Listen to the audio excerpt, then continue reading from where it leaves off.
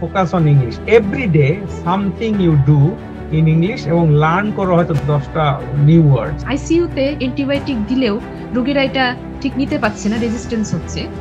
এটা হচ্ছে যেমন বিদেশে নরমালি ওরা ওষুধ দিতে চায় না ডাক্তারদের কাছে গেলেও। আমার মেয়েও তো ডাক্তার, তো কিছু বললেও অনেক সময় ওষুধ দরকার নেই, কিছু হয়নি, মানে তারা চেষ্টা করবে যে যাতে ওষুধ না খায় মানুষের।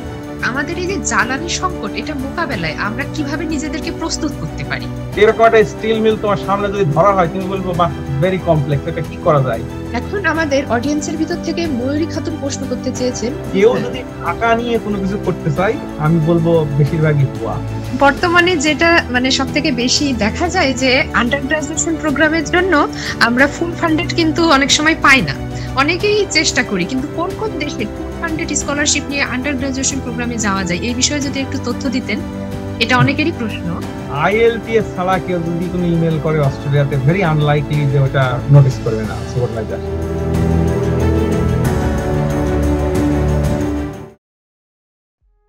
বিজ্ঞানী.org এর পক্ষ থেকে সকলকে জানাই শুভেচ্ছা এবং অভিনন্দন। আজকের আলোচনা পর্বে আমাদের সাথে যুক্ত হয়েছেন অস্ট্রেলিয়ান CSIROর principal scientist doctor Naushad Haque. স্যারকে আমাদের প্রোগ্রামে যুক্ত হওয়ার জন্য অসংখ্য ধন্যবাদ জ্ঞাপন করছি। স্যার, কেমন আছেন আপনি? আমি ভালো আছি, তুমি কেমন আছো তাহসিন? আলহামদুলিল্লাহ। স্যার, আপনার কাছে আমরা আজকে কিছু আলোচনা করব। মূলত আসলে আপনার থেকে আপনার অনুভূতিটা আমরা জানতে চাই। আমাদের দেশের শিক্ষার্থীদের হাই স্টাডিজের জন্য আপনার চিন্তা ভাবনা সম্পর্কে জানতে চাই, এবং আপনার গবেষণার বিষয়বস্তু নিয়ে যতটা সহজ ভাষায় বলা যায় এই সম্পর্কে কিছু তথ্য জানতে চাই। অবশ্যই, অনেক ধন্যবাদ। প্রথমে আমি আসলে ধন্যবাদ দিই এই বিজ্ঞানী.org এর পিছনের যে মানুষরা আছেন, বিশেষ করে ডক্টর মশিউর, আমি জানি আর শুনেছি, আর অন্যান্য যারা বিহাইন্ড দ্য সিন, তোমাদের মতো যারা ভলান্টিয়ার কাজ করছো, আসলে অনেক ধন্যবাদ। যে এটা আমাদের দরকার খুবই, বিশেষ করে যারা আমি বলবো যে শিক্ষার্থী যারা বাইরে। আমরা একসময়, আমার অবশ্য অনেক আগের গল্প, আমি 23 বছর আগে পিএইচডি করেছি, তো সে বিষয়ে একটুখানি হয়তো বলবো।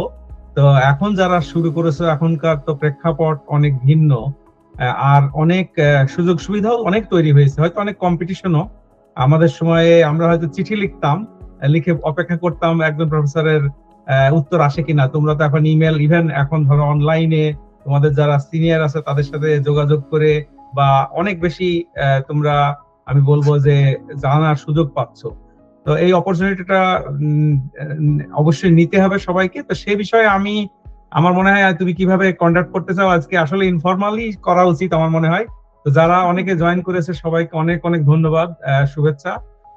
তো আমি যেটা শুরু করতে চাই, আমি ভাবছিলাম যে আমার কিছু প্রেজেন্টেশন স্লাইডস আছে, জাস্ট কুইকলি আমি যদি গো থ্রু করি, তারপরে যদি কেউ কোনো কোশ্চেন করতে চায় বা তোমাদের অনেক কোশ্চেন থাকে, বা তুমি, আমার মনে হয় স্ট্রাকচার কোশ্চেন এবং আনসারের মাধ্যমে আমরা এগোতে পারি। কি বলো তুমি?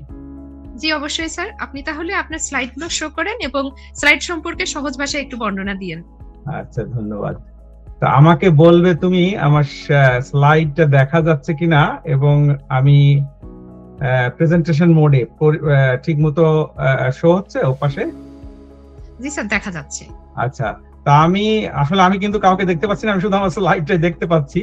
তো আমি শুরু থেকে বলবো এবং বাংলাই বলি। আমি দুঃখিত যে একটু হয়তো বাংলা ইংরেজি মিক্স হবে, কারণ আমি তার অতটা কেয়ারফুলি বলছি না, আমি জাস্ট সবার ইনফরমেশনের জন্য। তা আমি আমার টপিকটা দিয়েছি রিসার্চ অ্যাজ এ ক্যারিয়ার, কারণ আমি আসলে রিসার্চার হিসাবেই পরিচয় দিতে স্বাচ্ছন্দ্য বোধ করি। এবং আমি বলি অনেক সময় আমি সায়েন্টিস্ট ফর ডেভেলপমেন্ট, এবং ডেভেলপমেন্ট যেসব দেশে দরকার, যেসব জায়গায় দরকার, সেসব যদি আমার অভিজ্ঞতা কাজে লাগিয়ে সেটার কোনো সুবিধা তৈরি হয় কারোর জন্য, তো সেটা হচ্ছে সবচেয়ে রিওয়ার্ডিং এবং স্যাটিসফাইং এক্সপেরিয়েন্স। আর হায়ার স্টাডি ইন অস্ট্রেলিয়া, তো হায়ার স্টাডি ইন অস্ট্রেলিয়া বলতে আমি যেহেতু পিএইচডি করেছি অস্ট্রেলিয়াতে, বা কিছু গবেষণা এবং বিশ্ববিদ্যালয়গুলোর সাথে সংযুক্ত আছি বিভিন্নভাবে, এবং কিভাবে আমি সেগুলো বলবো, তো সেক্ষেত্রে সেসব নিয়েই বলবো। তো আমি একটু বললে পারে সুবিধা হবে, যে আমার পরবর্তীতে তোমরা যদি কোশ্চেন করতে চাও, তুমি করে বলি সবাইকে, কারণ আমার ধারণা সবাই ছোট হওয়ার কথা এখানে। তো তখন কোশ্চেন গুলো তোমরা চিন্তা করতে পারো। এখানে তুমি দেখতে পারো আমি এখানে অনেকগুলো ইউনিভার্সিটির লোগো দিয়েছি, বিশেষ করে RMIT university, মনাশ university, central Queensland university, Swinburne university. তো এগুলো আমি দিয়েছি, এগুলোর সাথে আমি ভেরি ক্লোজলি অ্যাসোসিয়েটেড। বিশেষ করে সুইনবার্নে আমি একজন প্রফেসর, RMIT তেও আমি বেশ ক্লোজলি কাজ করি। আরেকটা যেটা হচ্ছে সেটা হচ্ছে যে মনাশ ইউনিভার্সিটি অবভিয়াসলি আমাদের খুব কাছে। আমরা একটা ক্যাম্পাসের রাস্তার একদিকে মনাশ ইউনিভার্সিটির ক্লেইটন ক্যাম্পাস, আরেকদিকে হচ্ছে আমাদের ল্যাবরেটরি। আর সিকিউ ইউনিভার্সিটি হচ্ছে সেন্ট্রাল কুইন্সল্যান্ড ইউনিভার্সিটি, এটাও এদের ক্যাম্পাস আছে এবং এদের কিছু একাডেমিকের সাথে আমার ভালো জানাশোনা আছে আর কি, কাজকর্ম করার সুযোগ আছে। আর আমার অর্গানাইজেশনের নাম হচ্ছে CSIRO। এটা হয়, আমি নিচেতে দিয়েছি যে Commonwealth scientific industrial research organisation. এটা সহজ ভাষায় বললে বাংলাদেশে তোমরা যারা জানো BCSIR, Bangladesh council of scientific and industrial research, যেটাকে বলা হয় অনেক সময় সায়েন্স ল্যাবরেটরি। তো সেই প্রত্যেক অনেক দেশেই আছে এরকম, যেমন ইন্ডিয়াতে বলে CSIR, সাউথ আফ্রিকাতে বলে CSIR, বিভিন্ন দেশে এরকম গভর্নমেন্ট রিসার্চ, ইন্ডিয়াতেও CSIR বলে। তো আমাদের হচ্ছে অস্ট্রেলিয়াতে আমরা বলি CSIRO।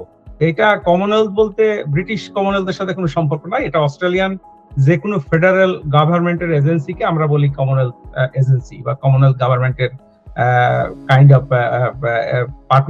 ইনস্টিটিউশন বা এন্টিটি।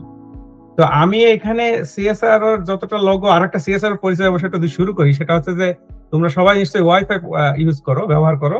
ওয়াইফাই হচ্ছে আমাদের বিজ্ঞানীদের বা আমাদের কলিগদের ইনভেনশন।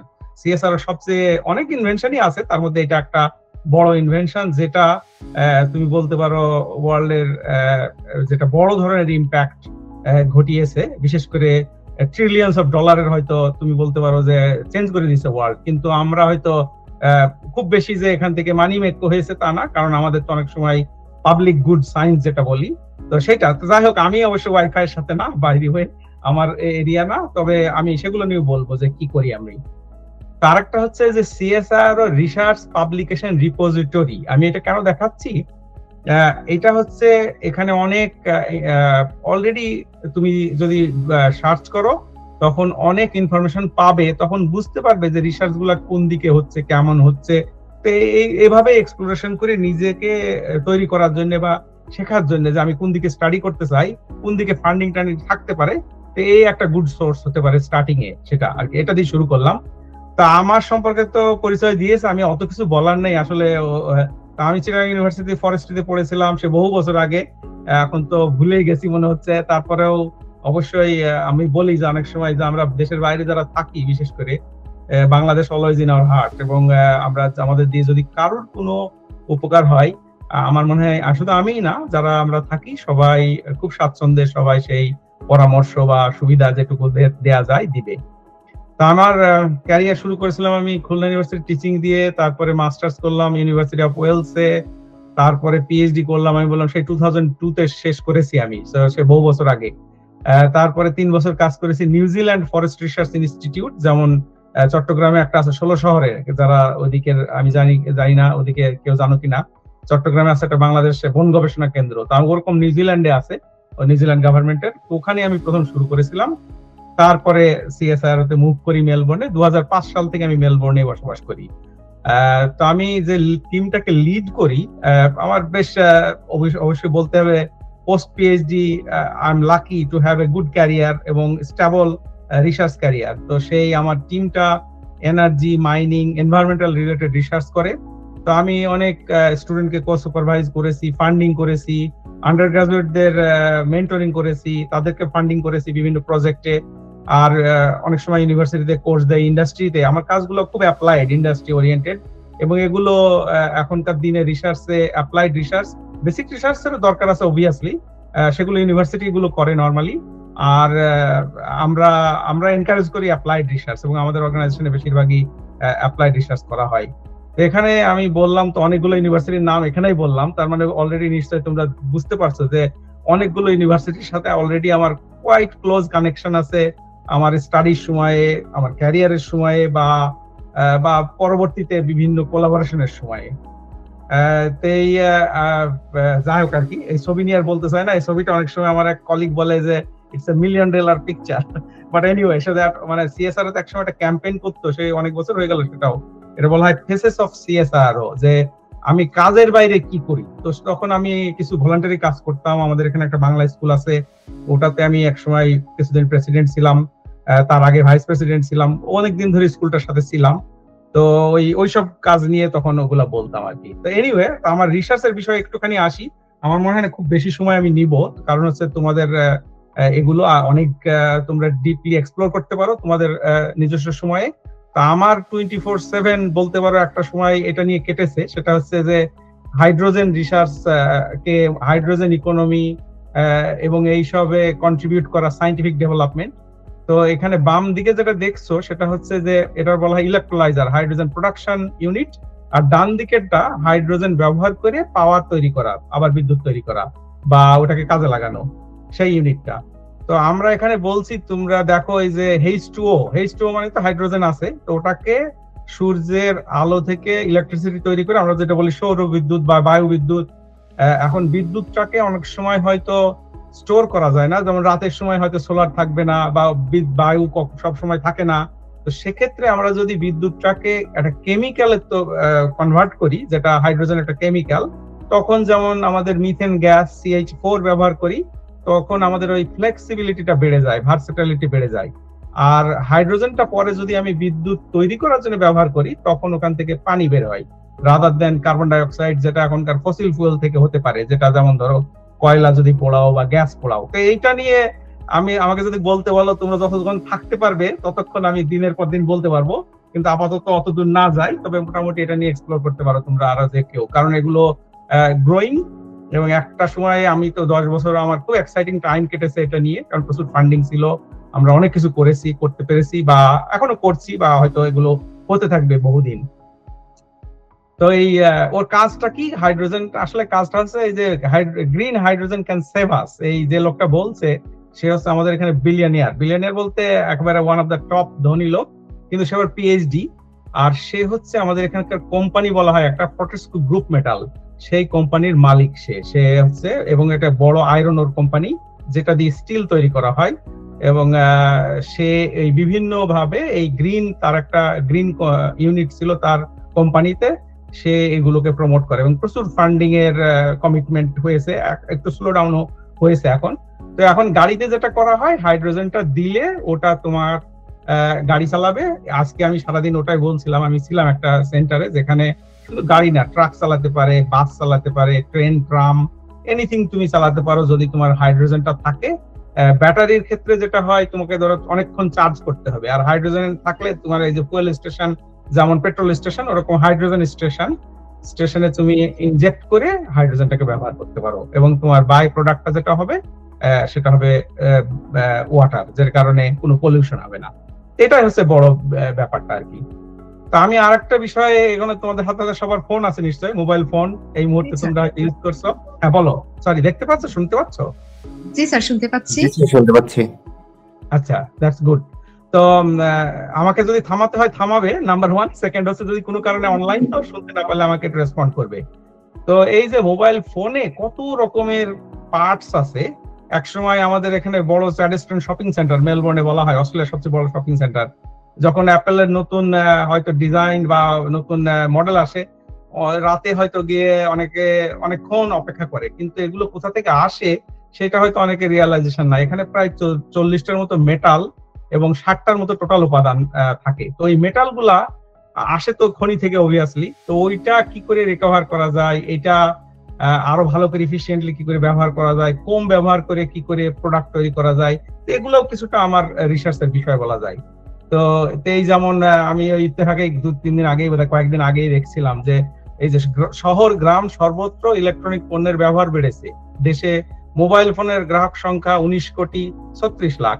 একটি মোবাইল সেটের ব্যবহার উপযোগিতা শেষ হওয়ার আগে এর মেয়াদকাল 2 থেকে 3 বছর ধরলেও কয়েক কোটি মোবাইল সেট প্রতি বছর যুক্ত হচ্ছে ই-বোর্ডস এর ভান্ডারে। তখন এটা কি করা যায়? তো ওইটা আমাদের কিছু PhD স্টুডেন্ট বাংলাদেশের সাথে, এটা আমার একটা বড় কাজ আসলে। আমি চাই বাংলাদেশে একটা এরকম ইলেকট্রনিক ওয়েস্ট প্রসেসিং ফ্যাক্টরি তৈরি হোক, যেটা ভবিষ্যতে এমপ্লয়মেন্ট তৈরি করবে এবং দেশের হয়তো ওয়েস্ট ম্যানেজমেন্ট শুধু না, আমার মনে হয় কিছু মূল্যবান পদার্থের রিকভারিরও পসিবিলিটি আছে। তো আমি এই ডান দিকের একটা এরকম একটা প্ল্যান্ট আমাদের অস্ট্রেলিয়াতে, এবং দেখবে এখানে সবাই আমার অস্ট্রেলিয়ান কলিগস, আমি ওখানে একমাত্র মনে হয় আমাদের কালারের। তো এখানে আমরা এইখানে এই ধরনের ওয়েস্ট গুলো থেকে প্রসেস করা হয়। তো আমি ওটাই কিছুদিন আগে দেখতে গেছিলাম। তো আমার কাজ হচ্ছে, এটা যেমন একটা বড় স্টিল মিল, এটা ইউরোপে, যদি আমি এটাতে যাইনি, অন্যান্য স্টিল মিলে গিয়েছি আমি আরো কিছু জায়গায়। এরকম একটা স্টিল মিল তোমার সামনে যদি ধরা হয়, তুমি বলবো বাহ, ভেরি কমপ্লেক্স, এটা কি করা যায়। তো রিসার্চের বিষয় হচ্ছে এগুলোকে ভেঙে ভেঙে আমরা বলি সিস্টেম ইঞ্জিনিয়ারিং অ্যাপ্রোচ অনেক সময়, যে তোমাকে একেবারে ছোট থেকে শুরু করে বড়, এটার বিভিন্ন আসপেক্ট আছে। এটা তো স্টিল মেকিং তো ধরো অনেক বড় একটা ইন্ডাস্ট্রি, এবং হাজার হাজার পিএইচডি হয়তো এটাতে হয়েছে, এবং অনেক লোকজন কাজ করে। তো এসব এরিয়া আমাদের একটা বড় কাজ হচ্ছে, যখন স্টিল তৈরি করা হয়, যেমন ধরো এগুলো কয়েল প্রোডাক্ট রড বলা হয়, যেমন wire rod produced by Tata steel Thailand, এরকম যেন একটা এক্সাম্পল। তারপরে ধরো এগুলো পাত যেটা বলা হয়, এগুলো হচ্ছে একটা বলে কাইন্ড অফ, ওটা আগে একটা প্রোডাক্ট যেটা রড টাইপের, আর একটা হচ্ছে এটা স্টিল স্ল্যাব টাইপের বলতে পারো। তো এগুলো যেমন তোমার ফ্রিজ তৈরি করতে বা গাড়ির যেটা বলি প্যানেল তৈরি করতে হয়তো এগুলো লাগে। তো ইস্যুটা হচ্ছে যখনই তোমরা ওই বড় ধরনের স্টিল প্ল্যান্টে এগুলো তৈরি করা হয়, অনেক কার্বন ইমিশন হয়। এটা কি করে কমানো যায়, এটা আমার একটা রিসার্চের বিষয়, আমরা বলি গ্রিন স্টিল। এবং ইন্টারেস্টিং হচ্ছে যে আমরা যখন কার্বন কেন ইম্পর্টেন্ট, এবং তুমি দেখো এই যে এটা একটা গার্ডিয়ান পত্রিকায়, অনেক পত্রিকায় তো এরকম ওয়েদার নিউজ দেয়। এটা ধরো ইউকের ম্যাপ, আমি ছিলাম এই যে ওয়েলস এর সামহার এই জায়গায় আর কি। তো এখানে ইউকের লন্ডনতে দেখতে পাচ্ছে এখানে। তো এখানে সেটা বিষয় না, এটা দেখার জন্য আমি বলিনি। আমার হচ্ছে যে এই গার্ডিয়ান পত্রিকায় একমাত্র আমি দেখি যে এরা কার্বন কাউন্ট, মানে ওয়ার্ল্ড এর একটা, ধরো তোমরা যে ঘরে আসো সেখানে কত কার্বন ডাই অক্সাইডের পরিমাণ, এটা বলা হয় ppm এ। যেমন এই যে পার্টিকুলারলি যেমন 6 জানুয়ারি 2025 এ বলা হয়েছে হয়তো 426 ppm। এটাকে আমি একটু হাইলাইট করে যদি বলি, এটা আনাদার ডেটের। তো একটা দেশের আসলে কত তারা উন্নত থিঙ্কিং এ, এটা একটা প্রমাণ যে একটা পত্রিকা তারা কার্বন কাউন্টকেও তারা রিপোর্ট করে প্রতিদিন। যেমন 26শে সেপ্টেম্বর ছিল 424, কিন্তু সেফ লেভেল আছে 350 এর বেশি গেলে এটা ওয়ারির বিষয়। অনেক আগে ছিল 280।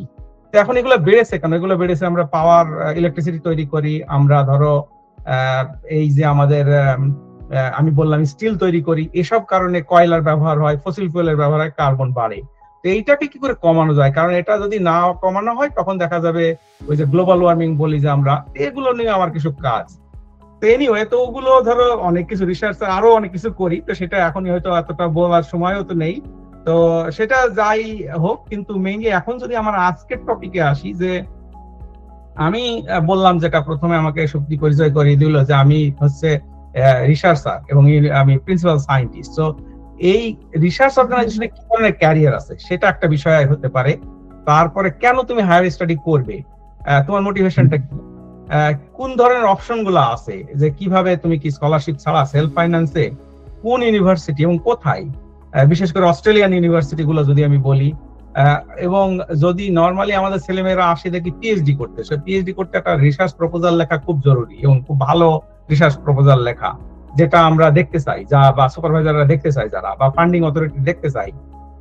আর কিভাবে তুমি একটা ভালো সুপারভাইজার খুঁজতে পারো, এবং স্কলারশিপটা কিভাবে হতে পারে, কোথায় পাওয়া যায়, এগুলো নিয়ে আমাদের আলাপ আলোচনা হতে পারে। তা আমি আজকে হয়তো কিছু টপিক দিচ্ছি, এমন না যে এগুলো সবই আমি আজকে বলে ফেলতে পারবো, বা আমি এমন না যে সবকিছু সলিউশন আছে, বাট আমি কিছু হয়তো আমার এক্সপিরিয়েন্সটা শেয়ার করব। সেটা আমার অনেক আগের এক্সপিরিয়েন্স, যেটা হয়তো এখন রেলিভেন্ট না, এখন যারা নতুন তাদের হয়তো অন্যভাবে তারা স্কলারশিপ ম্যানেজ করে, তো এগুলো নিয়ে কথাবার্তা বলা যেতে পারে। তো এখন অস্ট্রেলিয়াতে প্রচুর ইউনিভার্সিটি আছে, প্রায় 40টার উপরে ইউনিভার্সিটি আছে, এবং প্রত্যেক স্টেটেই, মেলবোর্ন শহরেই ধরো অন্তত কটা, এই যে ডিকিন, লাট্রোব, RMIT, আমি অনেকগুলো কথা বলেছি, মনাশ, সুইনবার্ন, এগুলোর আবার কিছু কিছু হচ্ছে যে গ্রুপ 8 বলা হয়। যেমন আমি নিজে পড়েছিলাম ধরো সিডনি ইউনিভার্সিটিতে, ইউনিভার্সিটি অফ সিডনি, যেটা হচ্ছে নিউ সাউথ ওয়েলসে। তারপরে তোমার এখানে ইউনিভার্সিটি অফ সিডনিতে তো অনেকগুলো ইউনিভার্সিটি আছে obviously. University of Sydney, New South Wales দুটোই গ্রুপ 8-এ, অস্ট্রেলিয়ান ন্যাশনাল ইউনিভার্সিটিতে। তো ব্রডলি আমরা এগুলো নিয়ে একটু কথা বলতে পারি, যে খুব বেশি অস্ট্রেলিয়ান ইউনিভার্সিটি ওয়ার্ল্ড ক্লাস, খুব বেশি ডিফারেন্স নাই আমার মতে। হয়তো কিছু রিজিওনাল ইউনিভার্সিটি, কিছু হয়তো বড় শহরে। এবং সেক্ষেত্রে তুমি যদি দেখো, নর্মালি আমরা স্কোরিং করি, যদিও করা হয় এখনকার দিনে ইউনিভার্সিটি র্যাঙ্কিং বলা হয়, বাট আমি খুব একটা ফ্যান না। আমার কাছে মনে হয় যে এই যে যেমন ধরো এখানে র্যাঙ্কিং কিভাবে করে, ওভারঅল একটা স্কোর করে হয়তো, research rank, teaching rank, career rank, মানে হচ্ছে কি ধরনের জব টব পাই ছেলেমেয়েরা লেখাপড়া করার পরে, ইকুইটি র্যাঙ্ক। তো আমি এটা অবশ্য অতটা কিছু না। তো মেইনলি তুমি যদি রিসার্চ করতে চাও, তুমি যদি পিএইচডি তে আসতে চাও, তোমার একটু দেখা উচিত হয়তো রিসার্চ র্যাঙ্কটা চিন্তা করতে পারো। যে যদিও অ্যাগেন আমি বলছি যে ইউনিভার্সিটি গুলোর মধ্যে খুব বেশি ডিফারেন্স নাই, to be honest, particularly Australian university গুলোর মধ্যে। টিচিং ইউনিভার্সিটি দেখতে পারো, এই একটা 40টার উপরে ধরো, এই 40টার এখানে লিস্ট। তো এগুলো প্রত্যেক ইউনিভার্সিটিতে তোমাকে ওই স্টেটে এবং ইউনিভার্সিটিতে দেখে দেখে এটা চিন্তা করতে হবে যে কোনটাতে তুমি সিলেক্ট করতে পারো। তারপরে যেমন টপ 10 বলা হয়েছে Melbourne, New South Wales university, UNSW বলা হয় যেটা, ইউনিভার্সিটি সিডনি যেটা আমি পড়েছি, এএনইউ, মনাশ, আমি ক্লোজলি কাজ করি মনাশের সাথে, অনেকগুলো পিএইচডি সুপারভাইজ করেছি মনাশে, ইউকিউ, ইউনিভার্সিটি অফ কুইন্সল্যান্ড যেটা, university of western Australia, Adelaide, university of technology Sydney এবং আরএমআইটি, আমি যেটা বললাম ক্লোজলি আমি কাজ করি আমাদের বাংলাদেশের কাজের জন্য। তারপরে অনেকগুলো বিদেশের বিভিন্ন ইউনিভার্সিটি আছে, অবভিয়াসলি র্যাঙ্কিং এগেন বড় বড় ইউনিভার্সিটি এগুলো, যেমন অক্সফোর্ড। আমি আমার সৌভাগ্য হয়েছে যখন আমি ইংল্যান্ডে পড়তাম, একবার বেড়াতে গিয়েছি, যদি আমি অক্সফোর্ডে পড়িনি অবভিয়াসলি।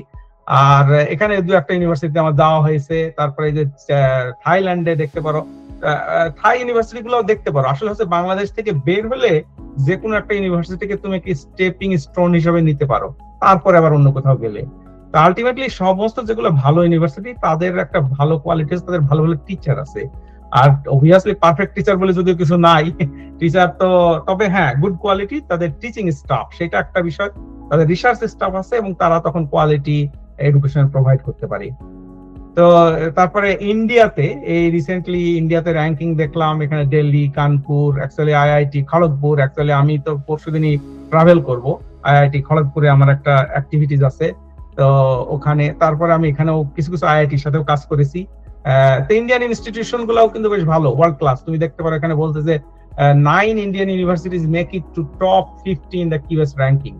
তো তো সেক্ষেত্রে আমি বলবো যে বাংলাদেশ থেকে ইন্ডিয়া, ইন্ডিয়া থেকে আরেকটা দেশে, বা বাংলাদেশ থেকে মালয়েশিয়া, মালয়েশিয়া থেকে আরেকটা দেশে, এরকম ভাবেও অনেকেই, বিশেষ করে আমি দেখেছি ইরানিয়ান স্টুডেন্টরা যেটা করে, ওরা ইরান থেকে হয়তো মালয়েশিয়া আসে, মালয়েশিয়াতে একটা ডিগ্রি করে, তারপরে তারা অস্ট্রেলিয়াতে ট্রাই করে। সরাসরি যদি ট্রাই করো তুমি, যদি বাংলাদেশ থেকে, হয়তো তোমার সাকসেসটা ওরকম নাও হতে পারে, হয়তো কোরিয়াতে দেখতে পারো, হয়তো জাপানে দেখতে পারো। তা আমি বলছি না যে কোনো দেশের চেয়ে বিশাল কিছু ডিফারেন্স, তা না। তবে হ্যাঁ, এইটা একটা স্ট্র্যাটেজি হতে পারে আর কি। তারপরে যে ওয়াশিংটন জার্নালে পুরা তোমার ইউএস ইউনিভার্সিটি গুলা, এগুলা পুরা লিস্ট দিয়েছিল, আমি তো কয়েকটা দিয়েছি। তারপরে এগেন এই ইউএস এর টপ র্যাঙ্ক ইউনিভার্সিটি গুলো দেখবা যে বেশিরভাগ ইউএস, ইউকে। তো টপ সিঙ্গাপুরের যে ন্যাশনাল ইউনিভার্সিটি সিঙ্গাপুর আমি দিয়েছি, এনইউএস যেটা বলা হয়, ভালো ইউনিভার্সিটি।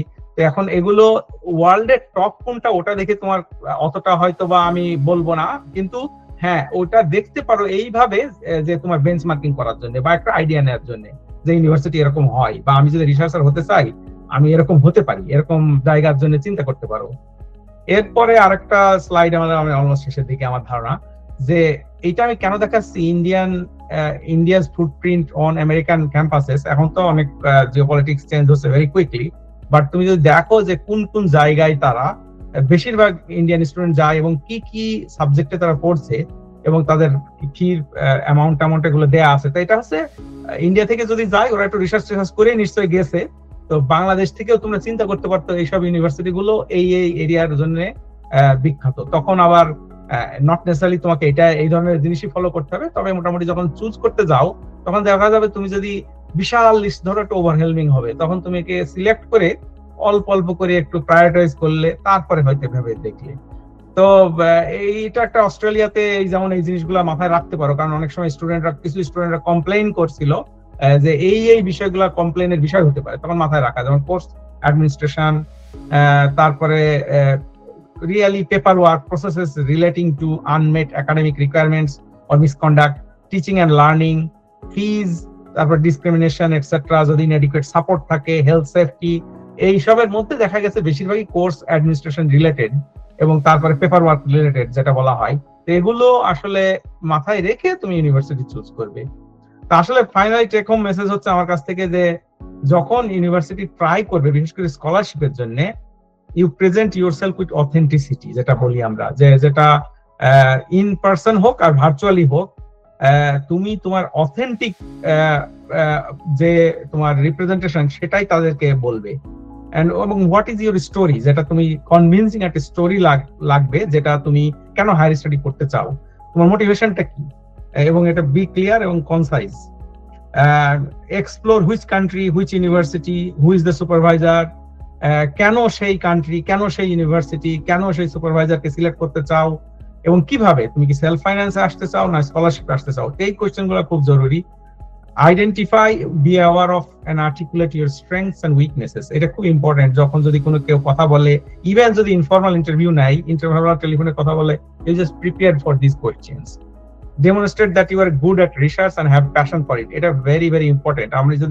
আমি যদি ফিগার আউট করি বা কোনোভাবে আমি যদি জানতে পারি যে student just for the sake of আসার জন্য করছে বা কিছু একটা, তখন হয়তো বা সুপারভাইজার ইন্টারেস্টেড হবে না বা ফান্ডিং অথরিটি ইন্টারেস্টেড হবে না। তোমাকে প্রুভ করতে হবে বা ডেমনস্ট্রেট করতে হবে যে আমি রিসার্চ করতে চাই, আমার প্যাশন আছে, এবং এই জন্য আমি ডিজার্ভ করি তোমার পিএইচডি স্কলারশিপ। আর ইন পার্টিকুলারলি অস্ট্রেলিয়া বা ইংলিশ ল্যাঙ্গুয়েজের যেসব ইংলিশ স্পিকিং কান্ট্রিতে এটা হচ্ছে সবচেয়ে বড় বিষয়, যে পার্টিকুলারলি স্পিকিং এবং রাইটিং স্কিলটা, একাডেমিক রাইটিং আমি বলবো, সেটা হচ্ছে তুমি ডেভেলপ প্রফিসিয়েন্সি। এবং এটার জন্য তুমি তো এটা ওভারনাইট হয় না, তুমি আইএলটিএসে অনেক ভালো করতে পারো, কিন্তু নট নেসেসারিলি সেটাও একটা বিষয়। আমার কাছে মনে হয় প্র্যাকটিস আর্লি এবং রেগুলারলি ওভার লঙ্গার টাইম। যে তুমি যখন ধরো ফার্স্ট ইয়ারে, তখনই হয়তো তুমি প্রতিদিন 10 মিনিট 5 মিনিট হয়তো, বা Australian broadcasting corporation ABC news দেখলে, এবিসি এখন তো অনলাইনে সবকিছু, তুমি নিউজটা শুনলে, তখন তোমার ওই এদের কাইন্ড অফ ইংলিশ যে অ্যাকসেন্ট সেটা একটু হয়তো ধরতে পারবে, বা নিজের স্কিলটা ডেভেলপ করতে পারবে। তো এটা হচ্ছে প্র্যাকটিস, এবং আমি বলবো যে এটা হচ্ছে রেগুলার, পেশেন্টলি, কনসিস্টেন্টলি এবং উইথ ডিসিপ্লিন তোমাকে শিখতে হবে। তো এইটাই। আর আমি বলি যে আমার রিসার্চের বিষয় হচ্ছে জিরো ইমিশন, সবকিছুতে নিয়ার জিরো ইমিশন অ্যাটলিস্ট করা যায় কিনা, সেটা এনার্জি তৈরি করতে হোক, বা গাড়ি চালাইতে হোক, বা স্টিল তৈরি করতে হোক।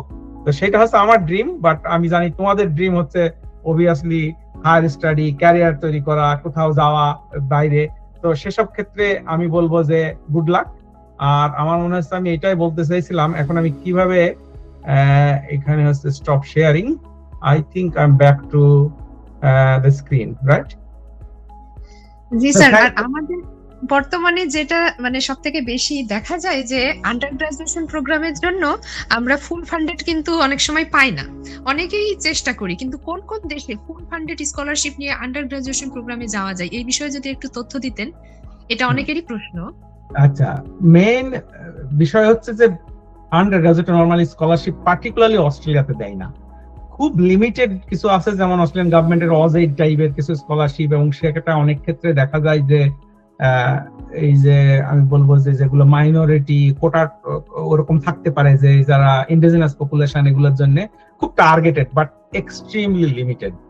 এটা একটা। কিছুদিন আগে আমি শুনতাম যে পার্শিয়াল স্কলারশিপ দেয় অনেক ক্ষেত্রে, বিশেষ করে কোভিড এর সময় কিছু দেওয়া হয়েছে বিভিন্ন ইউনিভার্সিটি অস্ট্রেলিয়াতে, আমি দেখেছি হয়তো 25% অথবা 50%, কিন্তু নর্মালি এক্সপেক্টেড না আন্ডার গ্রাজুয়েট স্কলারশিপ পাওয়া। সেটা হচ্ছে অস্ট্রেলিয়ার ক্ষেত্রে আমি বলছি।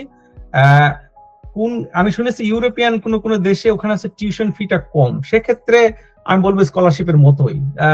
তো ওই সব দেশে দেখা যেতে পারে যেখানে আমি বলবো যে ধরো আইদার টিউশন ফি কম, অথবা তোমার ধরো টার্গেটেড আন্ডার গ্রাজুয়েট স্কলারশিপ দেয়। কোনো দেশ আমার জানা মতে এরকম নেই।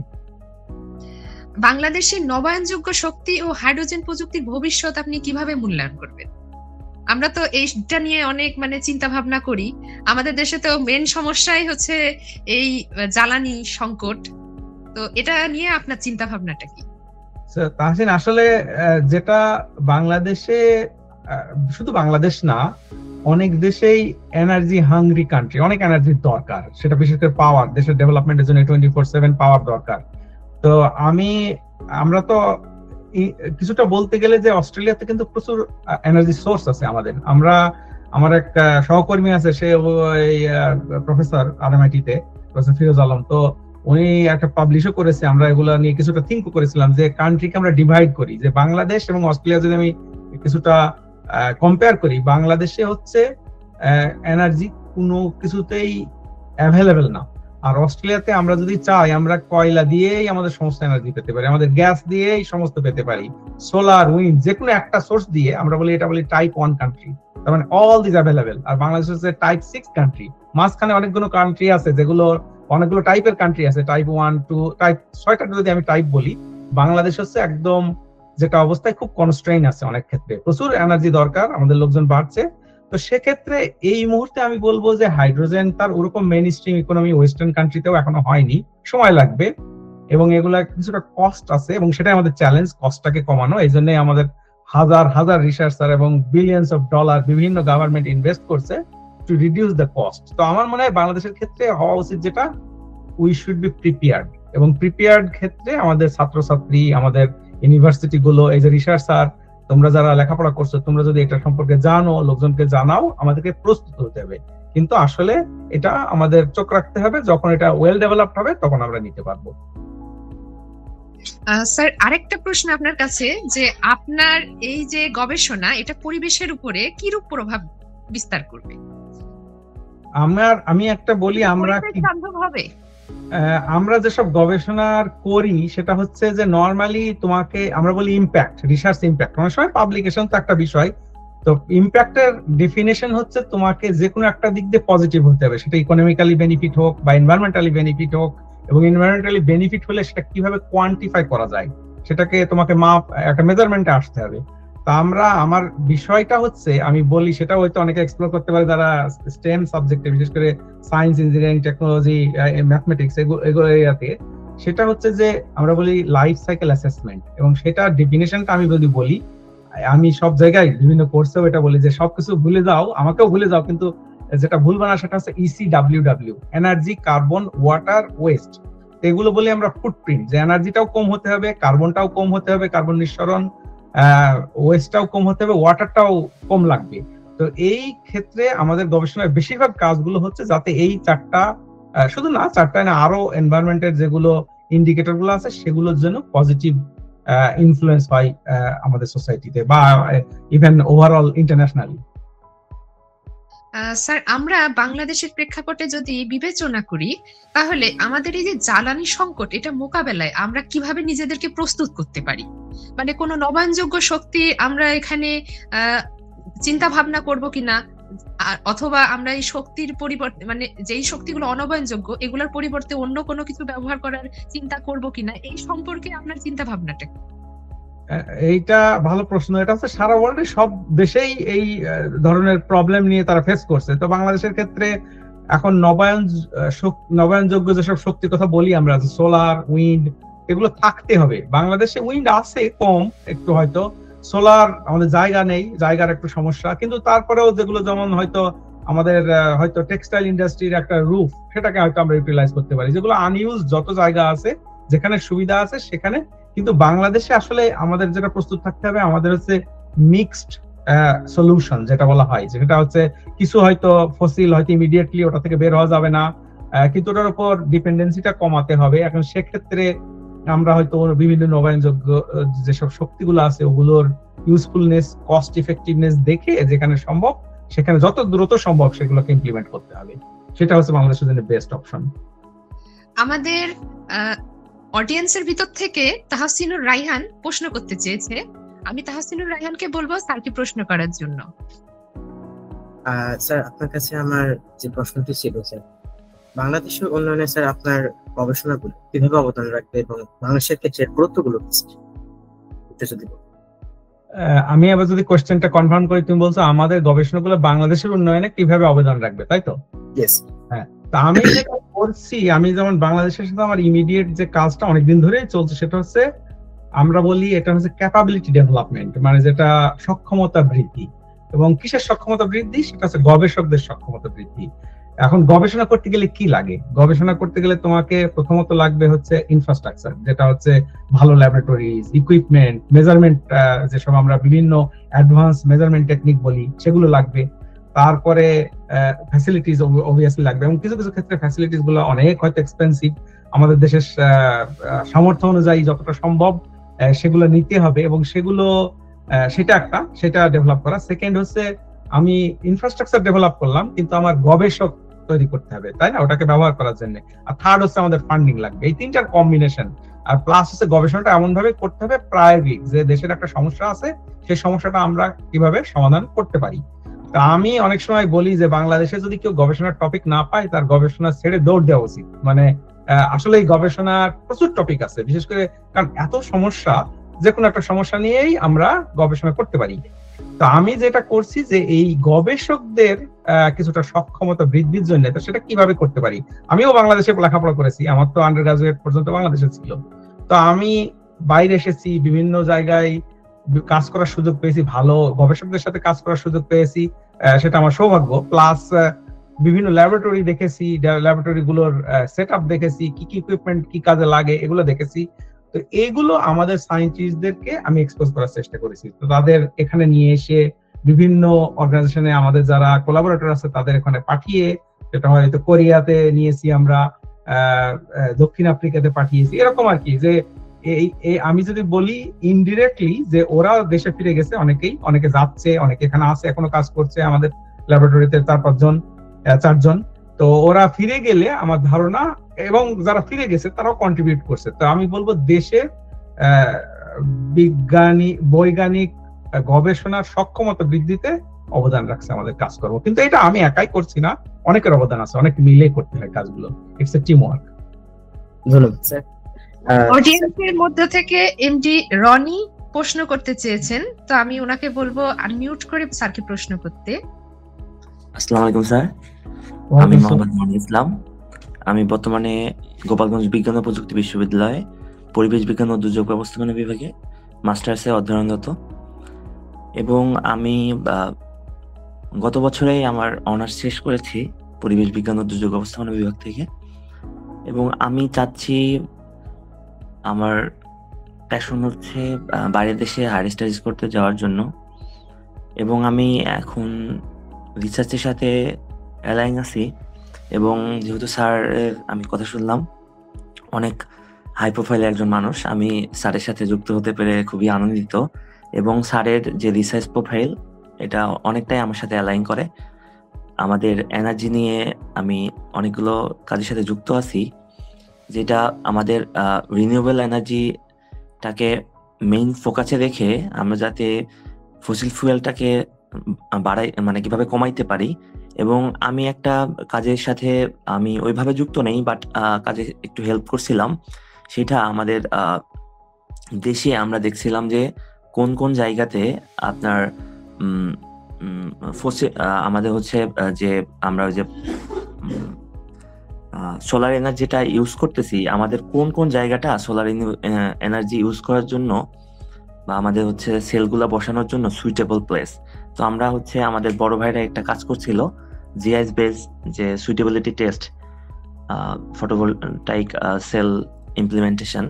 তো ওইখানে আমার একটু কাজ করার সুযোগ হয়েছিল। স্যারের বিষয়গুলো আমি হচ্ছে খুবই ভালো লাগলো যে স্যার বলছেন যে যেগুলো ইউটিলাইজ করা যাচ্ছে না, যেমন হচ্ছে আমাদের ইন্ডাস্ট্রির কিছু রুফ হইতে পারে, ছাদ হইতে পারে, এগুলো যদি আমরা ইউজ করতে পারি সেগুলো খুবই ভালো আমাদের জন্য সোলার এনার্জিতে। স্যার, আমি যদি আপনার কাছে একটু সাজেশন চাচ্ছি, যে আমি যদি অস্ট্রেলিয়াতে হায়ার স্টাডিজ করতে যাইতে চাই, তাহলে আমার হচ্ছে কোন বিষয়গুলো নিয়ে রিসার্চ করলে বা কোন বিষয়গুলো নিয়ে রিসার্চ করলে আমার ফান্ডিং বা হচ্ছে স্কলারশিপ পাওয়ার পসিবিলিটি অনেক বেড়ে যাবে। তো সেই বিষয়ে যদি স্যার আমাকে একটু সাজেস্ট করতেন, স্যার আমার খুবই উপকার বা আমি খুবই উপকৃত হতাম স্যার। Thank you sir. অনেক ধন্যবাদ রনি, বেশ ভালো পয়েন্ট বলেছো। তো তুমি আমি তোমাকে সাথে স্পেসিফিক, তুমি হয়তো আমার সাথে যোগাযোগ করে এখন যেহেতু কানেক্টেড, আমি মোস্ট ওয়েলকাম। আমি যে কোনো বাংলাদেশি ছেলেমেয়েদের জন্য আনকন্ডিশনাল সাপোর্ট করার চেষ্টা করি। আমি কিছু হয়তো টিপ দিতে পারবো, যেটা কিন্তু আমি ইন জেনারেল কিভাবে স্কলারশিপ হয় অস্ট্রেলিয়াতে তিনটা বলি আমি। একটা হচ্ছে যে প্রথমে আমরা দেখি, কারণ আমরা তো অনেক স্টুডেন্ট ডিল করেছি, সেটা আমার এক্সপিরিয়েন্স থেকে আমি বলছি, এটা নট নেসেসারি সবার সাথে হয়তো একমত নাও হতে পারে, তবে ইন জেনারেল যেটা আমি বলছি খুবই একটা জেনারেল একটা অবজারভেশন, সেটা হচ্ছে যে একাডেমিক রেজাল্ট। তো বাংলাদেশে তোমার একাডেমিক রেজাল্ট আমরা এক্সপেক্ট করি একেবারে ধরো অ্যাবাভ এভারেজ, ডেফিনেটলি মানে টপ 20-30% এর মধ্যে বা ইভেন 10% এর মধ্যে হলে আরো ভালো। কিন্তু সেটার চেয়েও বড় জিনিস যেটা দেখা হয় সেটা হচ্ছে ইংলিশ IELTS স্কোর বা যে কোনো একটা ইংলিশ স্কোর যদি ভালো হয় অনেক সময় রেজাল্টটা ফরগিভিং হয়, ওটা অতটা হয়তো করবে না। তোমার একটা ডিগ্রি আছে, কোথায় পড়েছো, বাংলাদেশে অনেক সময় অনেক কিছু বলা হয়, এই ইউনিভার্সিটি সেই ইউনিভার্সিটি, কিন্তু অতটা না। তোমার IELTS ইম্পর্টেন্ট। আর থার্ড যেটা, তুমি যদি পিএইচডি রিসার্চ করতে চাও সেক্ষেত্রে আমি বলবো যে হচ্ছে পাবলিকেশনস। একটা দুটো তোমাকে সামহাউ ডেমনস্ট্রেট করতে হবে যে you know how to do research, এবং রিসার্চের এটা একটা বড় জিনিস। তবে হ্যাঁ, এটা আবার কোশ্চেন যে আমি পাবলিকেশন কিভাবে করবো বাংলাদেশ থেকে। তো আমি যেটা বলবো এটা হচ্ছে একটু মেথডিক্যালি তুমি ফোকাসড ওয়েতে, এবং যদি তুমি শুরু থেকে করো, কিন্তু আবার এখন যেমন কিছু টেন্ডেন্সি আমি দেখেছি, এগুলো তো আমি অবজার্ভ করি অনেক সময়, যে হয়তো অনেক নাম ফর দি সেক অফ নাম, ওগুলো কিন্তু বেশি না। তুমি কনসিস্টেন্টলি যে আমি আমার পোর্টফোলিও তৈরি করতে চাই, জেনুইন কাজ করতে চাই, ফার্স্ট অথর হিসেবে পাবলিশ করতে চাই, এখন তখন ওই তিনটাকে তুমি কাজে লাগিয়ে তুমি স্কলারশিপ পেতে পারো।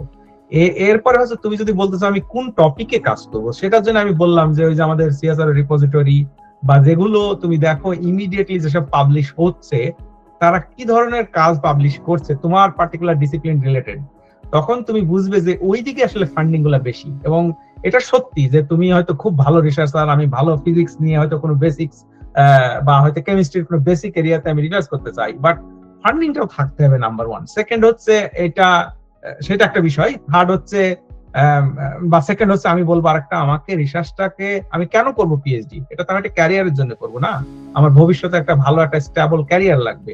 তো সেক্ষেত্রেও আমি বলবো যে প্রায়োগিক অ্যাপ্লাইড রিসার্চ ওটা মাথায় রাখা উচিত, যে আমি এইটাতে পিএইচডি করলে there are opportunities to build a research stable research career, ওটাও মাথায় রাখা উচিত আমার কাছে মনে হয়। তো এই জিনিসগুলা যদি তুমি আগে থেকে চিন্তা করে ফোকাসড হইতে এফোর্ট দাও, আর এটা কারণ যতগুলো অপরচুনিটি আছে পিএইচডি স্কলারশিপ বলো যেখানেই বলো, ইভেন এখন অনেক পিএইচডি স্কলারশিপ অনেক বেড়েছে, কিন্তু তারপরেও অনেক ক্যান্ডিডেটও বেড়েছে, এবং অনেক দেশ এখানে পার্টিসিপেট করছে, অনেক দেশের ছেলেমেয়েরা।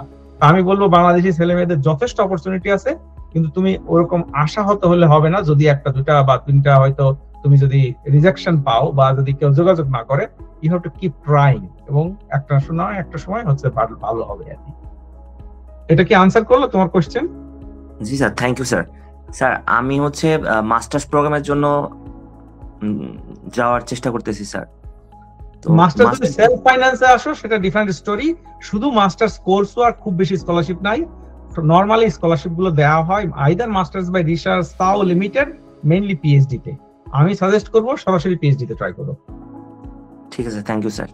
আসসালামু আলাইকুম। ওয়ালাইকুম আসসালাম। এমডি নাজমুস সাকিব প্রশ্ন করতে আগ্রহী। এমডি নাজমুস সাকিব আনমিউট করে স্যারকে প্রশ্ন করুন। স্যার আসসালামু আলাইকুম। ওয়ালাইকুম আসসালাম। স্যার আমি নাজমুস সাকিব, আমি ঢাকা ইউনিভার্সিটির লেদার ইঞ্জিনিয়ারিং এ পড়াশোনা করতেছি স্যার, আমার 4th ইয়ার চলতেছে। স্যার আমার বাসা কার্পাসডাঙ্গাতে, আমি আপনার সম্পর্কে ভাগ্নে হই আর কি। হ্যাঁ চিনি, বুঝতে পারছি, এখন বুঝতে পারছি। আচ্ছা বলো। হ্যাঁ স্যার আমি স্যার হচ্ছে যে আমাদের স্যার লেদার ইঞ্জিনিয়ারিং ডিপার্টমেন্টে আমি স্যার আমার এক শিক্ষকের সঙ্গে অ্যাডজর্বেন্ট নিয়ে কাজ করছিলাম। স্যার আমাদের কাজের টপিক ছিল রুই মাছের কাঁটা থেকে অ্যাডজর্বেন্ট বানায় স্যার ওটাতে হেভি মেটাল এক্সট্রাক্ট করা। আমাদের তো স্যার লেদার ইন্ডাস্ট্রিতে হিউজ ওয়েস্ট প্রডিউস হয়, ডাই প্রডিউস হয়, হেভি মেটাল প্রডিউস হয়। তো স্যার আমাদের হচ্ছে মেন কাজগুলো থেকে ফোকাস একটু টার্গেট করি স্যার আমরা ওয়েস্টকে নিয়ে কাজ করতে। এখন স্যার আমার এখনো রিসার্চ বের হয় না এরকম। স্যার আমি একটা থিসিসে কাজ করতেছি, ওটা স্যার হচ্ছে যে শেষ হতে একটু টাইম লাগবে। ওটা স্যার হচ্ছে রুই মাছের যে স্কেল আছে, স্কেল থেকে স্যার আপনার হচ্ছে যে সিটোসিন এক্সট্রাক্ট করবো স্যার, আর সেলুলোজ থেকে একটা স্যার হচ্ছে বাইন্ডিং দিয়ে আমরা স্যার হচ্ছে একটা চেষ্টা করতেছি অ্যাডজর্বেন্ট বানানোর, যেটা স্যার হেভি মেটাল ডাই এটাকে এক্সট্রাক্ট করার ট্রাই করবে। এখন স্যার আমার কথা হচ্ছে স্যার যদি আমি মাস্টার্স প্রোগ্রামের জন্য অস্ট্রেলিয়াতে যাওয়ার চেষ্টা করি, স্যার আমার হচ্ছে রিসেন্ট টাইমে অনেক ইমিডিয়েট সিনিয়র ভাই অস্ট্রেলিয়াতে ঢুকছে।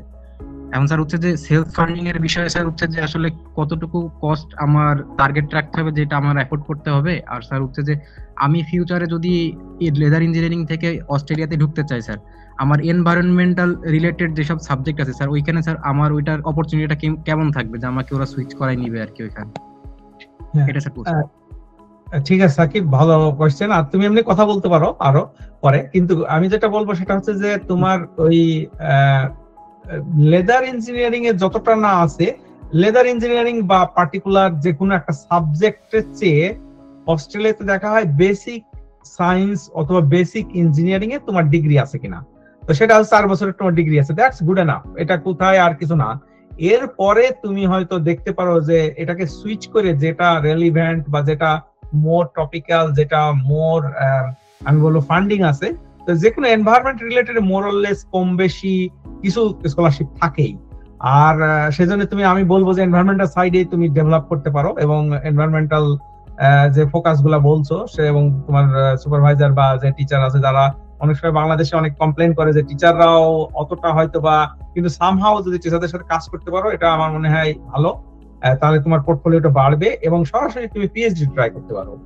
আর যদি আইএলটিএসটা থাকে, আর যদি নিজের সেলফ ফাইন্যান্সে ফি দিয়ে যদি মাস্টার্স করতে চাও, সেটা তো তোমার ওদেরকে জিজ্ঞেস করতে পারো একটু। মেইনলি ওরা চাই বোধহয় 1 বছরের তোমার টিউশন ফিজ প্লাস 1 বছর তুমি লিভিং এখানে থাকতে যাওয়া। অস্ট্রেলিয়াতে একটু টিউশন ফি বেশি এবং আরো একটু বেড়েছে রিসেন্টলি, পার্টিকুলারলি বড় বড় ইউনিভার্সিটি গুলোতে। তুমি যে কোনো একটাতে, তাহলে ওটা ওদেরও তো ইন্টারন্যাশনালি ওরা প্রতি বছরই পাবলিশ করে, ওটা ইন্ডেক্স করে আর কি, বাড়ে একটু। মেইনলি ওরা দেখতে চাইবে তোমার এনাফ মানি আছে to pay the tuition fee এবং টু সাপোর্ট ইয়োরসেলফ তোমাকে 1 বছরের মতো। আরেকটা হচ্ছে যে জেনুইন ইন্টেনশন, যা তুমি যদি কোনোভাবে ওরা বুঝে দেওয়া জাস্ট না পড়ার জন্য যাচ্ছে, ওরা জেনুইন স্টুডেন্ট নরমালি এনকারেজ করছে। এবং বাংলাদেশের ক্ষেত্রে আমার ধারণা রিসেন্টলি আমি যতদূর জানি যে বাংলাদেশি স্টুডেন্ট হয়তো বা, আমি জানি না 10,000 হোল অস্ট্রেলিয়াতে আছে কিনা বা প্রতি বছর আসছে কিনা, 5 to 10,000 বা 5,000। এই নাম্বারটা রিলেটিভলি কম অনেক দেশের তুলনায়। যেমন নেপালে হয়তো নেপালিরা একসময় হয়তো 30,000 আসছে, অন্যান্য দেশ তো আরো বেশি আসছে। তো এই ক্ষেত্রে আমার ধারণা একটু অপরচুনিটি আছে গ্রো করার। তো সেক্ষেত্রে যারা আসতে চায় এবং নিজেরা যদি অ্যাফোর্ড করতে পারো, আমি এনকারেজ করবো যে ইউ শুড ট্রাই। স্যার আমার আরেকটা প্রশ্ন আছে স্যার, আপনি তো অস্ট্রেলিয়াতে দীর্ঘদিন ধরে আছেন, স্টুডেন্ট ফ্রেন্ডলি স্টেট আসলে কোনটা আপনার মনে হয়, যেখানে গেলে হয়তো আমাদের সার্ভাইভ করা একটু ইজি হবে আর কি স্যার? দুটো বলি, হোল অস্ট্রেলিয়াই হচ্ছে student friendly. Australia people are very very nice people generally. এমনি কিছু হয়তো 2-4টা শোনা যায় অনেক সময়, ওগুলো হচ্ছে স্পোরাডিক এবং ওটা হচ্ছে বিচ্ছিন্ন ঘটনা। তো আমি বলবো যে দুটো অপশন, একটা হচ্ছে যে রিজনাল ইউনিভার্সিটি গুলো, যেমন ধরো চার্লস ডারউইন ইউনিভার্সিটি নর্দার্ন টেরিটরিতে, সেখানে টিউশন ফিটা কম। আবার হয়তো মেলবোর্নের ইউনিভার্সিটি গুলো বা সিডনির ইউনিভার্সিটি গুলো হয়তো বড় বড় ইউনিভার্সিটি, এগুলোতে হয়তো টিউশন ফিটা হাই, কিন্তু আবার কাজের অপরচুনিটি এখানে বেশি, ওখানে হয়তো কাজের অপরচুনিটি কম। কিন্তু কাজের অপরচুনিটি বলতে আমি বলবো যে বেশিরভাগ স্টুডেন্টরা হয়তো হসপিটালিটিতে কাজ করে, বা আমি যেটা দেখি আর কি, যে হয়তো যেসব কাজ একটু হয়তো লঙ্গার টার্ম, লঙ্গার আওয়ার্স, ফুয়েল স্টেশন, তো সেক্ষেত্রে সব জায়গায় আছে। তবে হ্যাঁ, ওদিকে যেহেতু মানুষজন কম, হয়তো ডিমান্ড কম আর কি কাজের অপরচুনিটি। কিন্তু আবার তুমি আরেকটা দিক চিন্তা করলে আমি বলবো যে স্কলারশিপ হয়তো বেশি, তাদের হয়তো টিউশন ফিটাও কম। তো সেক্ষেত্রে রিজিওনাল ইউনিভার্সিটিকে আমি একটু কনসিডার করতে বলবো। সেকেন্ড হচ্ছে, লম্বা সময় যদি রিজিওনাল এলাকায় থাকা যায় তাহলে তার ইন্ডিপেন্ডেন্স বাড়বে, এবং যদি অনেক সময় পড়াশোনার পরে কেউ যদি পার্মানেন্ট রেজিডেন্ট হিসেবে করতে চায়, রিজিওনাল এক্সপেরিয়েন্স আমার কাছে মনে হয় সেটা অনেক সময় ইউজফুল হতে পারে। তবে হ্যাঁ, আবার ওখানে যেমন আমি আজকে বললাম ডেকিনের ক্যাম্পাস যে ওয়ারানম্বল গিয়েছিলাম, ওখানে কেউ যদি থাকতে চায় আমার মনে হয় অপরচুনিটি আছে। কিন্তু কেউ ওই রকম একটু ওয়ারানম্বল ওরকম কোনো রিমোট জায়গা না, এর চেয়েও রিমোট যেসব জায়গা আছে, দেখা গেল হয়তো কেউ হয়তো অন্যভাবে ফিল করতে পারে যে সার্ভাইভাল, ওখানে সার্ভাইভ করা বা লম্বা সময় ওরকম একটা কাইন্ড অফ রিমোট পরিবেশে থাকা। কিন্তু আমার কাছে মনে হয় কেউ যদি 5 বছর 6 বছর এরকম প্রিপেয়ার্ড থাকে, that would be rewarding also. আশা করি তোমার কোশ্চেন আনসার পেয়েছো। জি স্যার, থ্যাংক ইউ স্যার। ধন্যবাদ। ধন্যবাদ। এখন আমাদের অডিয়েন্সের ভিতর থেকে ময়ূরী খাতুন প্রশ্ন করতে চেয়েছেন, আমি ওনাকে বলবো আনমিউট করে স্যারকে প্রশ্ন করার জন্য। আসসালামু আলাইকুম স্যার। স্যার আমি ময়ূরী খাতুন, আমি বর্তমানে নোয়াখালী বিজ্ঞান ও প্রযুক্তি বিশ্ববিদ্যালয়ের অনার্স 3য় বর্ষে পড়তেছি, অ্যান্ড আমার সাবজেক্ট হচ্ছে ওশনোগ্রাফি। তো স্যার আমি যেহেতু 3য় বর্ষে পড়তেছি, তো আমার যে ইচ্ছা বা আগ্রহ অনুযায়ী আমি এখন ওইভাবে রিসার্চের সুযোগ পাই নাই আর কি। আমার ভার্সিটি থেকে হোক বা বাট আমি রাজশাহী ইউনিভার্সিটির আমার কিছু ফ্রেন্ডের সাথে মিলে অ্যান্ড সিনিয়র টিচারের সাথে মিলে আমি 2টা রিসার্চ করছি। একটা পেপার মোটামুটি শেষ, যেটা হেভি মেটালস নিয়ে করতোয়া নদীর উপরে কাজ করেছি, এবং আরও একটা পেপারে দিব যে আর্সেনিক পয়জন এর বিষয়ে।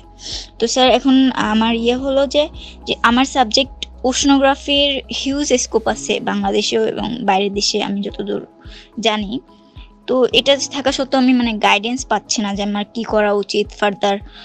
অ্যান্ড আমি যেহেতু 3য় বর্ষে পড়ি, তো আমি চাচ্ছিলাম আপনার থেকে কিছু গাইডেন্স চাচ্ছিলাম আর কি, যে মাস্টার্সের জন্য আমার বাকেট লিস্টে আসলে কোন কোন দেশগুলো রেখে আমার সামনে আগানো উচিত, কোন দেশগুলোতে আমি মাস্টার্সের জন্য অ্যাপ্লাই করলে আমি মানে করতে পারবো, এবং এর জন্য আমার কি কি স্কিল অ্যাকচুয়ালি ডেভেলপ করা উচিত বলে এগুলো আর কি স্যার জানতে চাচ্ছি।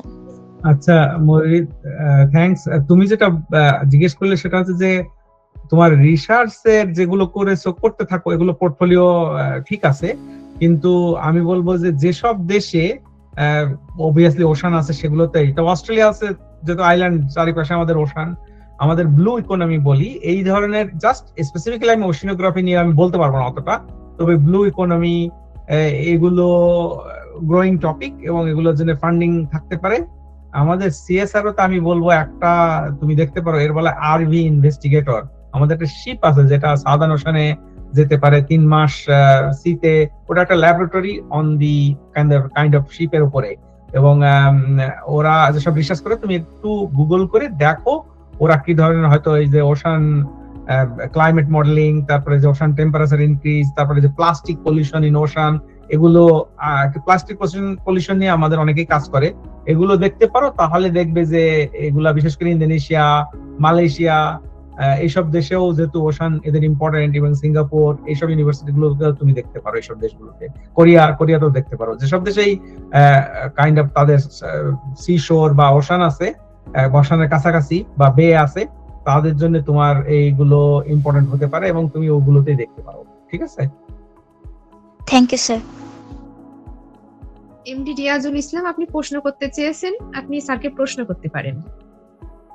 আসসালামু আলাইকুম স্যার, আমি রিয়াজুল ইসলাম জাহাঙ্গীরনগর বিশ্ববিদ্যালয় থেকে যুক্ত হয়েছি আপনাদের সাথে। ধন্যবাদ স্যার আমাদের এখানে আমি যে সুযোগ পাইছি আপনার সাথে এরকম একটা মিটিং এ যুক্ত হওয়ার জন্য। স্যার আমি জিওলজিক্যাল সায়েন্সেস থেকে অনার্স শেষ করছি, আমাদের অনার্সে হচ্ছে কোনো থিসিস করার সুযোগ নাই, তো এখন মাস্টার্সে আছি আমি। স্যার পাশাপাশি জিওলজিক্যাল সায়েন্সেস থেকে হাইড্রোজিওলজিক্যাল মডেলিং এর জন্য যে সমস্ত সফটওয়্যার ব্যবহার করে হাইড্রোলজির জন্য, বেসিন মডেলিং এবং water development, fresh water management, ওটার জন্য স্যার পাইথন প্রোগ্রামিং দিয়ে ডাটা ভিজুয়ালাইজেশন এবং ইন্টারপ্রিটেশন এবং বেসিন মডেলিং করে ওয়াটার বাজেট যেটা করতে হয় ওইটা শিখেছি, এবং হাইড্রোজিওলজিক্যাল মডেলিং এ 2টা সফটওয়্যার শিখছি, এইসিসি এইচএমএস আর এইসিসি রাস। তো এখন স্যার আমি মাস্টার্সের জন্য চেষ্টা করতেছি, তো এরকম হাইড্রোজিওলজি রিলেটেড বা হাইড্রোলজি রিলেটেড এখানে আমার এই পোর্টফোলিও দিয়ে কি মাস্টার্সে স্কলারশিপের জন্য যাইতে পারবো? আর হচ্ছে যে আমি আইএলটিএস দিয়েছি স্যার, আইএলটিএস এ 6.5 আসছে, এখন এটা দিয়ে আমি কি কেমন হতে পারে? শুনতে পাচ্ছ আমাকে এখন ঠিক মতো? জি স্যার, জি স্যার। তো থ্যাঙ্কস রিয়াজুল, তুমি তো প্রথমে জয়েন করেছিলে দেখলাম, থ্যাংক ইউ জয়েন করার জন্য। তো যেটা আমি বলবো যে আইএলটিএস সাউন্ডস গুড, 6.5 এর উপরে যারা আইএলটিএস, আমি বলবো সরাসরি পিএইচডি ট্রাই করা, নাম্বার 1। সেকেন্ড হচ্ছে যে অ্যাটলিস্ট ট্রাই করতে তো সমস্যা নাই, এটা কেউ মানা করবে না। আর একটা হচ্ছে যে তুমি যে এরিয়া গুলো বললে তোমার, যে আমার মনে হয় যে জিওলজি অবভিয়াসলি অনেক অনেক ইম্পর্টেন্ট অস্ট্রেলিয়ার ক্ষেত্রে, বিশেষ করে মাইনিং জিওলজি বলি যেটা আমরা। তো এই ক্ষেত্রে এগুলো কিছু এক্সপ্লোর করতে পারো, দেখতে পারো যে কিরকম কাজ হচ্ছে সব জায়গায়। আমরা যেমন ওই যে একবার বাংলাদেশেও আমরা রিভার স্যান্ড নিয়ে কাজ করেছি, তুমি হয়তো দেখেছো কিনা আমাদের কাজ। রিভার স্যান্ড আমি দেখিনি স্যার, তবে রিভার স্যান্ড আমাদের স্যারও কাজ করছিল, ব্রহ্মপুত্রের রিভার স্যান্ড নিয়ে অনেকে কাজ করছে। হ্যাঁ, তো ওগুলো দেখে চেষ্টা করো পাবলিশ করার। তো ওগুলোর জন্য যে আমি বলবো যে খুব বেশি এখন যেমন ক্রিটিক্যাল মিনারেলস বলা হয়, এগুলো তো এই স্যান্ড থেকে আসে। তো ক্রিটিক্যাল মিনারেলস হট টপিক বলতে পারো গ্লোবালি, এনিহোয়ার। তুমি যদি রেয়ার আর্থ এলিমেন্টস যেটা বলি আমরা, ওই যে তুমি ল্যান্থানাইট, ল্যান্থানাম থেকে যে 17টা 15টা এলিমেন্ট প্লাস ইউট্রিয়াম আর স্ক্যান্ডিয়াম বোধহয় টোটাল মিলিয়ে যে 17টা এলিমেন্ট, তো এইগুলো কি করে রিকভার করা যায়, তোমাদের ডিপোজিট থেকে ডিপোজিট গুলো ক্যারেক্টারিস্টিক্স কি, এগুলা নিয়ে তুমি যদি স্কলারশিপে ট্রাই করো, there is a high chance particular western কান্ট্রিতে, ইভেন যে কোনো কান্ট্রিতে, ইভেন চায়নাও ভেরি সিরিয়াস, তো দেখতে পারো আর কি। স্যার হাইড্রোজিওলজি রিলেটেড আর কি, যে আমি অস্ট্রেলিয়াতে যদি মাস্টার্স এর জন্য বা পিএইচডি জন্য অ্যাপ্লিকেশন করছি, hydrogeology related, hydrology related, water development related অপরচুনিটিটা কেমন আমার এই প্রোফাইল দিয়ে? আমি কি এখানে অস্ট্রেলিয়াতে, তোমার ইংলিশের স্কোর ভালো, এখন তুমি হচ্ছে পাবলিকেশন যদি করো, আমি বলবো মাস্টার্সে নরমালি আমি যেটা আগেও বলছিলাম, হয়তো মাস্টার্স কোর্সও আর কি স্কলারশিপ পাবে না, রিসার্চেও খুব লিমিটেড, কারণ খুবই এক্সট্রিমলি ভালো যারা রিসার্চ প্রোফাইল তাদের ছাড়া হয়তো বা একটু ডিফিকাল্ট হবে। কিন্তু তুমি যদি সরাসরি পিএইচডি তে ট্রাই করতে পারো, আমি সাজেস্ট করবো একটু পোর্টফোলিওটাকে স্ট্রং করে, ঠিক আছে? জি থ্যাংক ইউ। সুমন্ত, আপনি প্রশ্ন করতে চেয়েছেন, আপনি আনমিউট করে স্যারকে প্রশ্ন করতে পারেন। আদাব স্যার, আমি সুমন্ত স্যার, আপনার সাথে আমার কথা হয়েছিল অবশ্য আগে। স্যার আমি বর্তমানে অস্ট্রেলিয়ায় RMIT ইউনিভার্সিটি প্রথম বর্ষে আছি। স্যার আমার আসলে দুটি প্রশ্ন ছিল।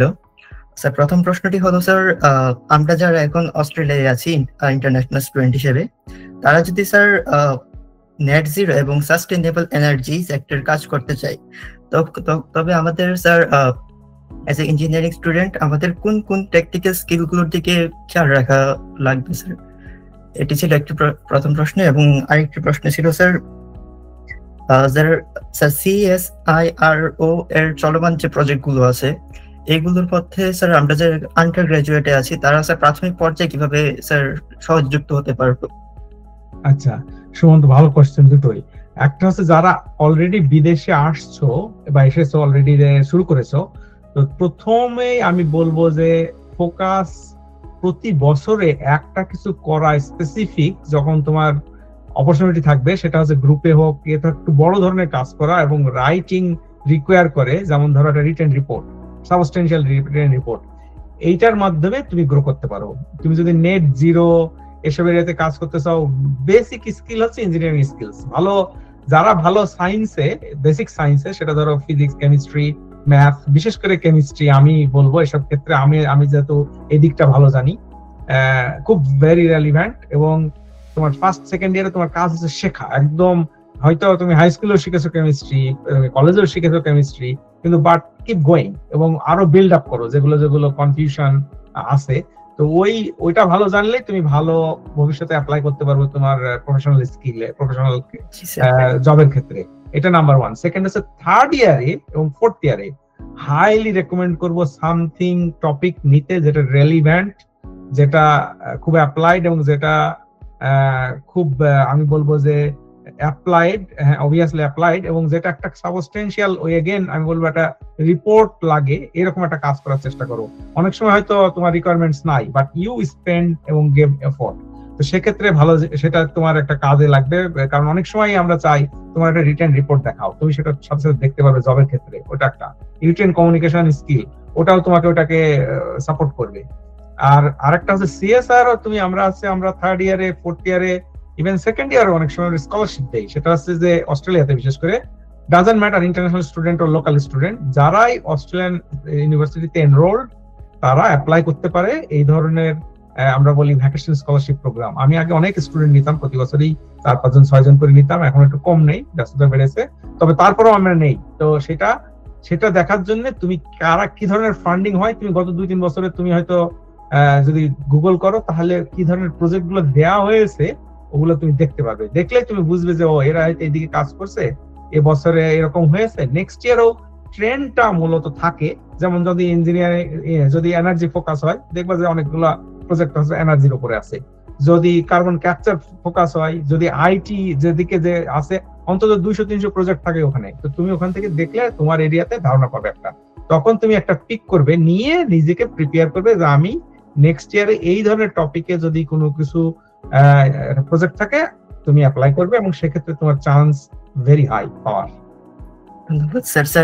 স্যার আরেকটি প্রশ্ন ছিল স্যার, সেটা হলো স্যার, যারা স্যার কিছুক্ষণ আপনি যেটা বললেন স্যার LCA এর বিষয়টা নিয়ে, তো স্যার যারা স্যার এলসিএ এবং স্যার টেকনো ইকোনমিক মডেলিং এই বিষয়গুলোর উপর কাজ করতে চাই। তখন স্যার তাদের মধ্যে যারা আন্ডার গ্রাজুয়েট অথবা গ্রাজুয়েশন কমপ্লিট করেছে, তখন স্যার তাদের মধ্যে কমন কোন স্কিল গ্যাপটা আসলে দেখা যায়, বিশেষ করে যারা আমরা বাংলাদেশি আছি? আচ্ছা, ভালো কোশ্চেন এটা। এবং এখন তো প্রচুর অনলাইনে অনেক ইনফরমেশন আছে। আমি একসময় কোভিড এর সময় আমি ফ্রি এলসিএ কোর্সও দিয়েছি। এগুলো হয়তো অনেক সময় এখন টাকা নিয়ে করে অনেকে, কিন্তু ওগুলা বিভিন্ন ইউনিভার্সিটি বিভিন্ন গ্রুপ এগুলো অফার করে। তো দেখতে পারো অনেক ফ্রি কোর্স আছে আসলে ইউটিউবে, তো এখন অসংখ্য ইনফরমেশন অ্যাভেলেবেল। আমি আগের স্টুডেন্ট মানে আগে যে জাহাঙ্গীরনগরের একজন জিজ্ঞেস করলো আর ওই সফটওয়্যার প্রসঙ্গে, আমি ওটা তখন ভুলে গেছি বলতে, তোমার সম্পর্কে তোমার সময় বলছি। যে কোনো সফটওয়্যার, যে কোনো স্পেসিফিক যে সাবজেক্টটি তোমরা পড়ো, সে ইঞ্জিনিয়ারিং বা প্রত্যেক ডিসিপ্লিন স্পেসিফিক কিছু সফটওয়্যার আছে। যেমন কেমিক্যাল ইঞ্জিনিয়ারিং এ যদি আমি বলি, আমরা বলি অ্যাসপেন সিমুলেশন সফটওয়্যার। তো এরকম অনেক আছে, কিন্তু তুমি যে কোনো একটা সফটওয়্যারে ডিপ স্কিল যেন কম্পিটেন্সিটা তোমার অনেক হাই হয়, চেষ্টা করবা সেটা। এবং সফটওয়্যারটা শেখা কিন্তু এটা কোনো টিচাররা শেখায় না, এবং ইউনিভার্সিটিতে যতই হোক ওটা হচ্ছে তোমাকে সেলফ স্টাডি করে নিজে নিজে শিখতে হবে। এবং প্রচুর অনলাইন ইনফরমেশন নিয়ে হোক, প্র্যাকটিস করে হোক, টিউটোরিয়াল করে হোক, এটা যদি কম্পিটেন্সি তুমি বাড়াতে পারো, আর যদি কোনো একটা প্রজেক্ট করো ওই সফটওয়্যার দিয়ে, তাহলে দেখবে তুমি ক্লেম করতে পারবে যে আমি এই সফটওয়্যারটা জানি, এই পরিমাণ জানি, আমি বিগিনার, ইন্টারমিডিয়েট, অ্যাডভান্সড, আমি হয়তো যে কোনো একটা বলতে পারো। সেক্ষেত্রে তোমার জব বা যে কোনো স্কলারশিপ বা যে কোনো ফার্দার অপরচুনিটির পাওয়াটার চান্সটা অনেক অনেক বাড়িয়ে দেবে। ধন্যবাদ স্যার। তাহসিনুর রাইহান, আপনি প্রশ্ন করতে চেয়েছেন, আপনি স্যারকে প্রশ্ন করতে পারেন। ধন্যবাদ স্যার। স্যার, এখানে অলরেডি অনেক আপুরা এবং ভাইয়েরা প্রশ্ন করেছেন স্টাডির ব্যাপারে, প্রিপারেশনের ব্যাপারে, but as a high school student আমি সম্ভবত এখানে একমাত্র। স্যার, একজন হাই স্কুল স্টুডেন্টকে আপনি স্যার কিভাবে অ্যাডভাইস করবেন ভবিষ্যতে হাই স্টাডিজের জন্য প্রিপারেশন করতে?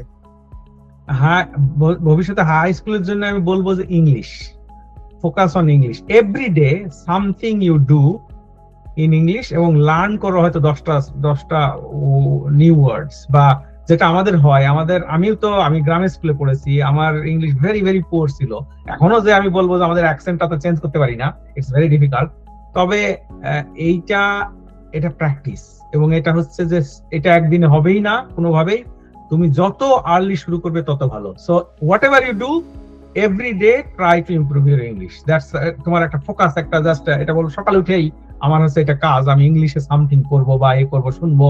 বা বিশেষ করে আমি বলবো যে দেশে যেতে চাও সেই দেশের রেডিও অনুষ্ঠান শোনো, বা রেডিও, বিশেষ করে নিউজটা, সেটা একটা। সেকেন্ড হচ্ছে আমি বলবো যে সকালে উঠে, এখন তো ইন্টারনেট, আমি জানি না, ইন্টারনেটের সমস্ত দেশের নিউজ গুলা দেখা, বিশেষ করে যেমন ধরো চায়না ডেলি, ওর আমি বলবো হিন্দুস্তান টাইমস, ওর পাকিস্তান ডন, ওর ডেলি টেলিগ্রাফ, বা new York Times, Korea Times, Japan Times, এরকম অনেকগুলো আছে। প্রত্যেক দেশেই মোটামুটি একটা কি নিউজ পেপার আছে। ওইটা জাস্ট দেখে একটু চোখ বুঝলে, ওটা হচ্ছে কি তোমার একটা অলরাউন্ড একটা আউটলুক তৈরি হবে, এবং সেটা তোমার ভবিষ্যতে কাজে লাগবে।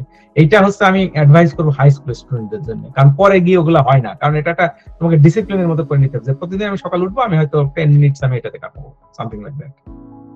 ওকে, আর ফোকাস একটু অলরাউন্ডার, যে শুধু বইয়ের পড়াই না আমরা, বা শুধু আমরা যেমন এখানে 3-4টা জিনিস আমরা এক্সপেক্ট করি, এবং বাংলাদেশের স্টুডেন্টদের মধ্যে এটা আমি কম দেখি, বা আমিও দেখেছি, আমারও ছিল না। সেটা হচ্ছে যে টিম ওয়ার্ক আমরা বলি, যেটা সফট স্কিল, তারপরে ধরো কমিউনিকেশন স্কিল, তারপরে কনফিডেন্স, তারপরে ধরো এগুলো তো একদিনে বিল্ড আপ হয় না, কোলাবোরেটিভ একটা অ্যাটিটিউড, সেটা বিষয়।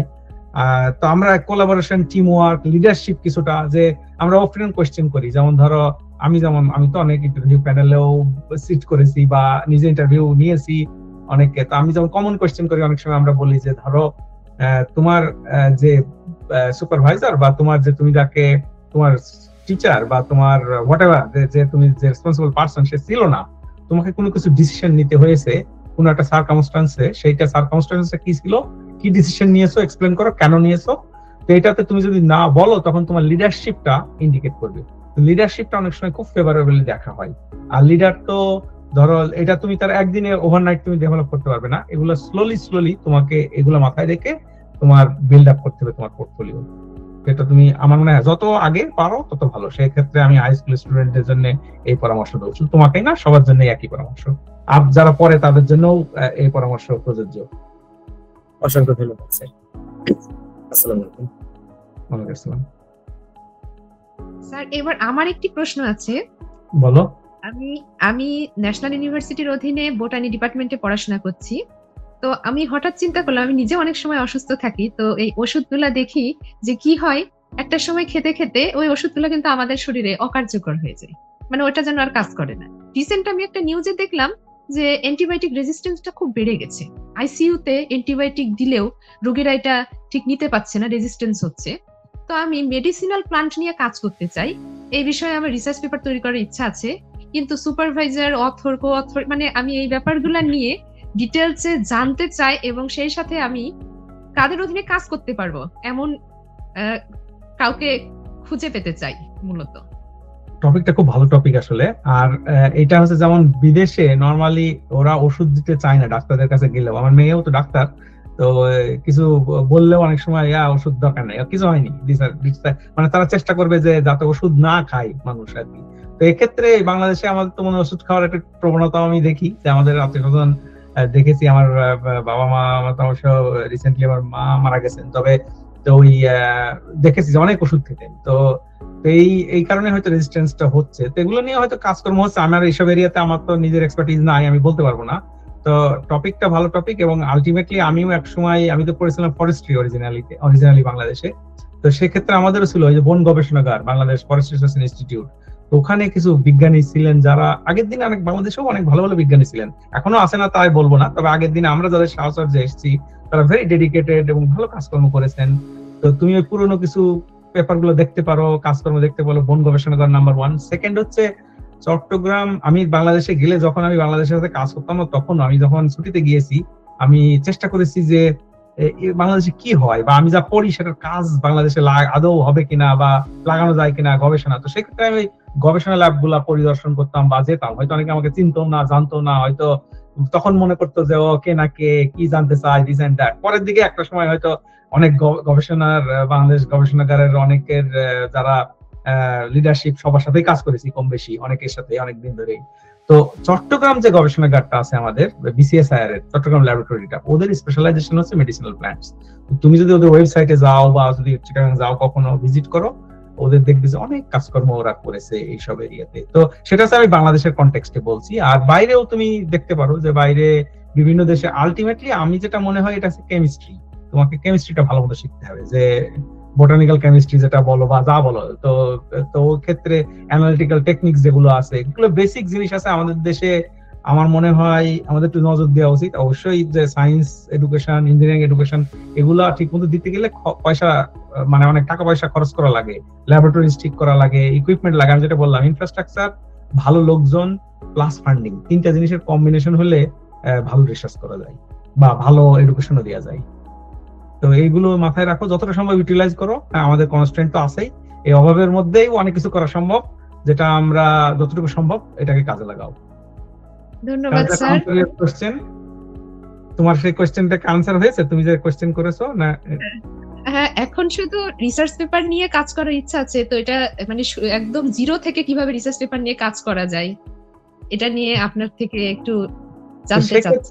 ওই বাংলাদেশে কি হয়েছে ওটা দেখো, যে কোনো আমরা রিসার্চ বলি তাই না, তো আছে অলরেডি, তোমাকে সার্চ করতে হবে। তো সেই ক্ষেত্রে এখন যেহেতু অনলাইন আছে, প্রচুর অনলাইনের একটা কোম্পানি আছে এমডিপিআই বলে, জানো কিনা জানি না, এমডিপিআই জার্নাল, সেটা অনেকগুলো জার্নাল আছে। একসময় এমডিপিআই কে আমি নিজে পাবলিশ করেছি, এমডিপিআই তে অনেক, কিন্তু অনেক না, কিছু জার্নালে পাবলিশ করেছি। তারপরে এমডিপিআই নিয়ে অনেক কথা হয়, কিন্তু আলটিমেটলি আমি দেখেছি যে কিছু কিছু এমডিপিআই জার্নাল আছে, ভালো পেপার করেছে ওরা, বা তুমি ওগুলো, যেহেতু ওদের সুবিধা হচ্ছে ওরা ওপেন অ্যাক্সেস, যে কেউ যে কোনো জায়গায় থেকে দেখতে পারে। তো এমডিপিআই তোমার রেলিভেন্ট কোনো জার্নাল আছে কিনা দেখো, কিছু পেপার দেখো, একটা পেপার প্রথমে পড়ো, তারপরে হয়তো ওখান থেকে ওর রেফারেন্স গুলো দেখো, ওখান থেকে আরো তুমি বের করতে পারো। তবে হ্যাঁ, অনেক সময় আমি দেখি যে একটু হারিয়ে যাওয়ার মতো যেন না হয়, যে তোমাকে যেটা বললাম যে বড় একটা প্ল্যান্ট, যেমন তোমাদের ছবি দেখালাম, স্টিল প্ল্যান্ট, কেউ বাইরে থেকে বলবে, আমার মনে আছে আমাদের কলিগ সহ আমরা গেলাম, বলে এটা কি বুঝবো, এটা এখানে গিয়ে তো বোঝা যাবে না কিছু।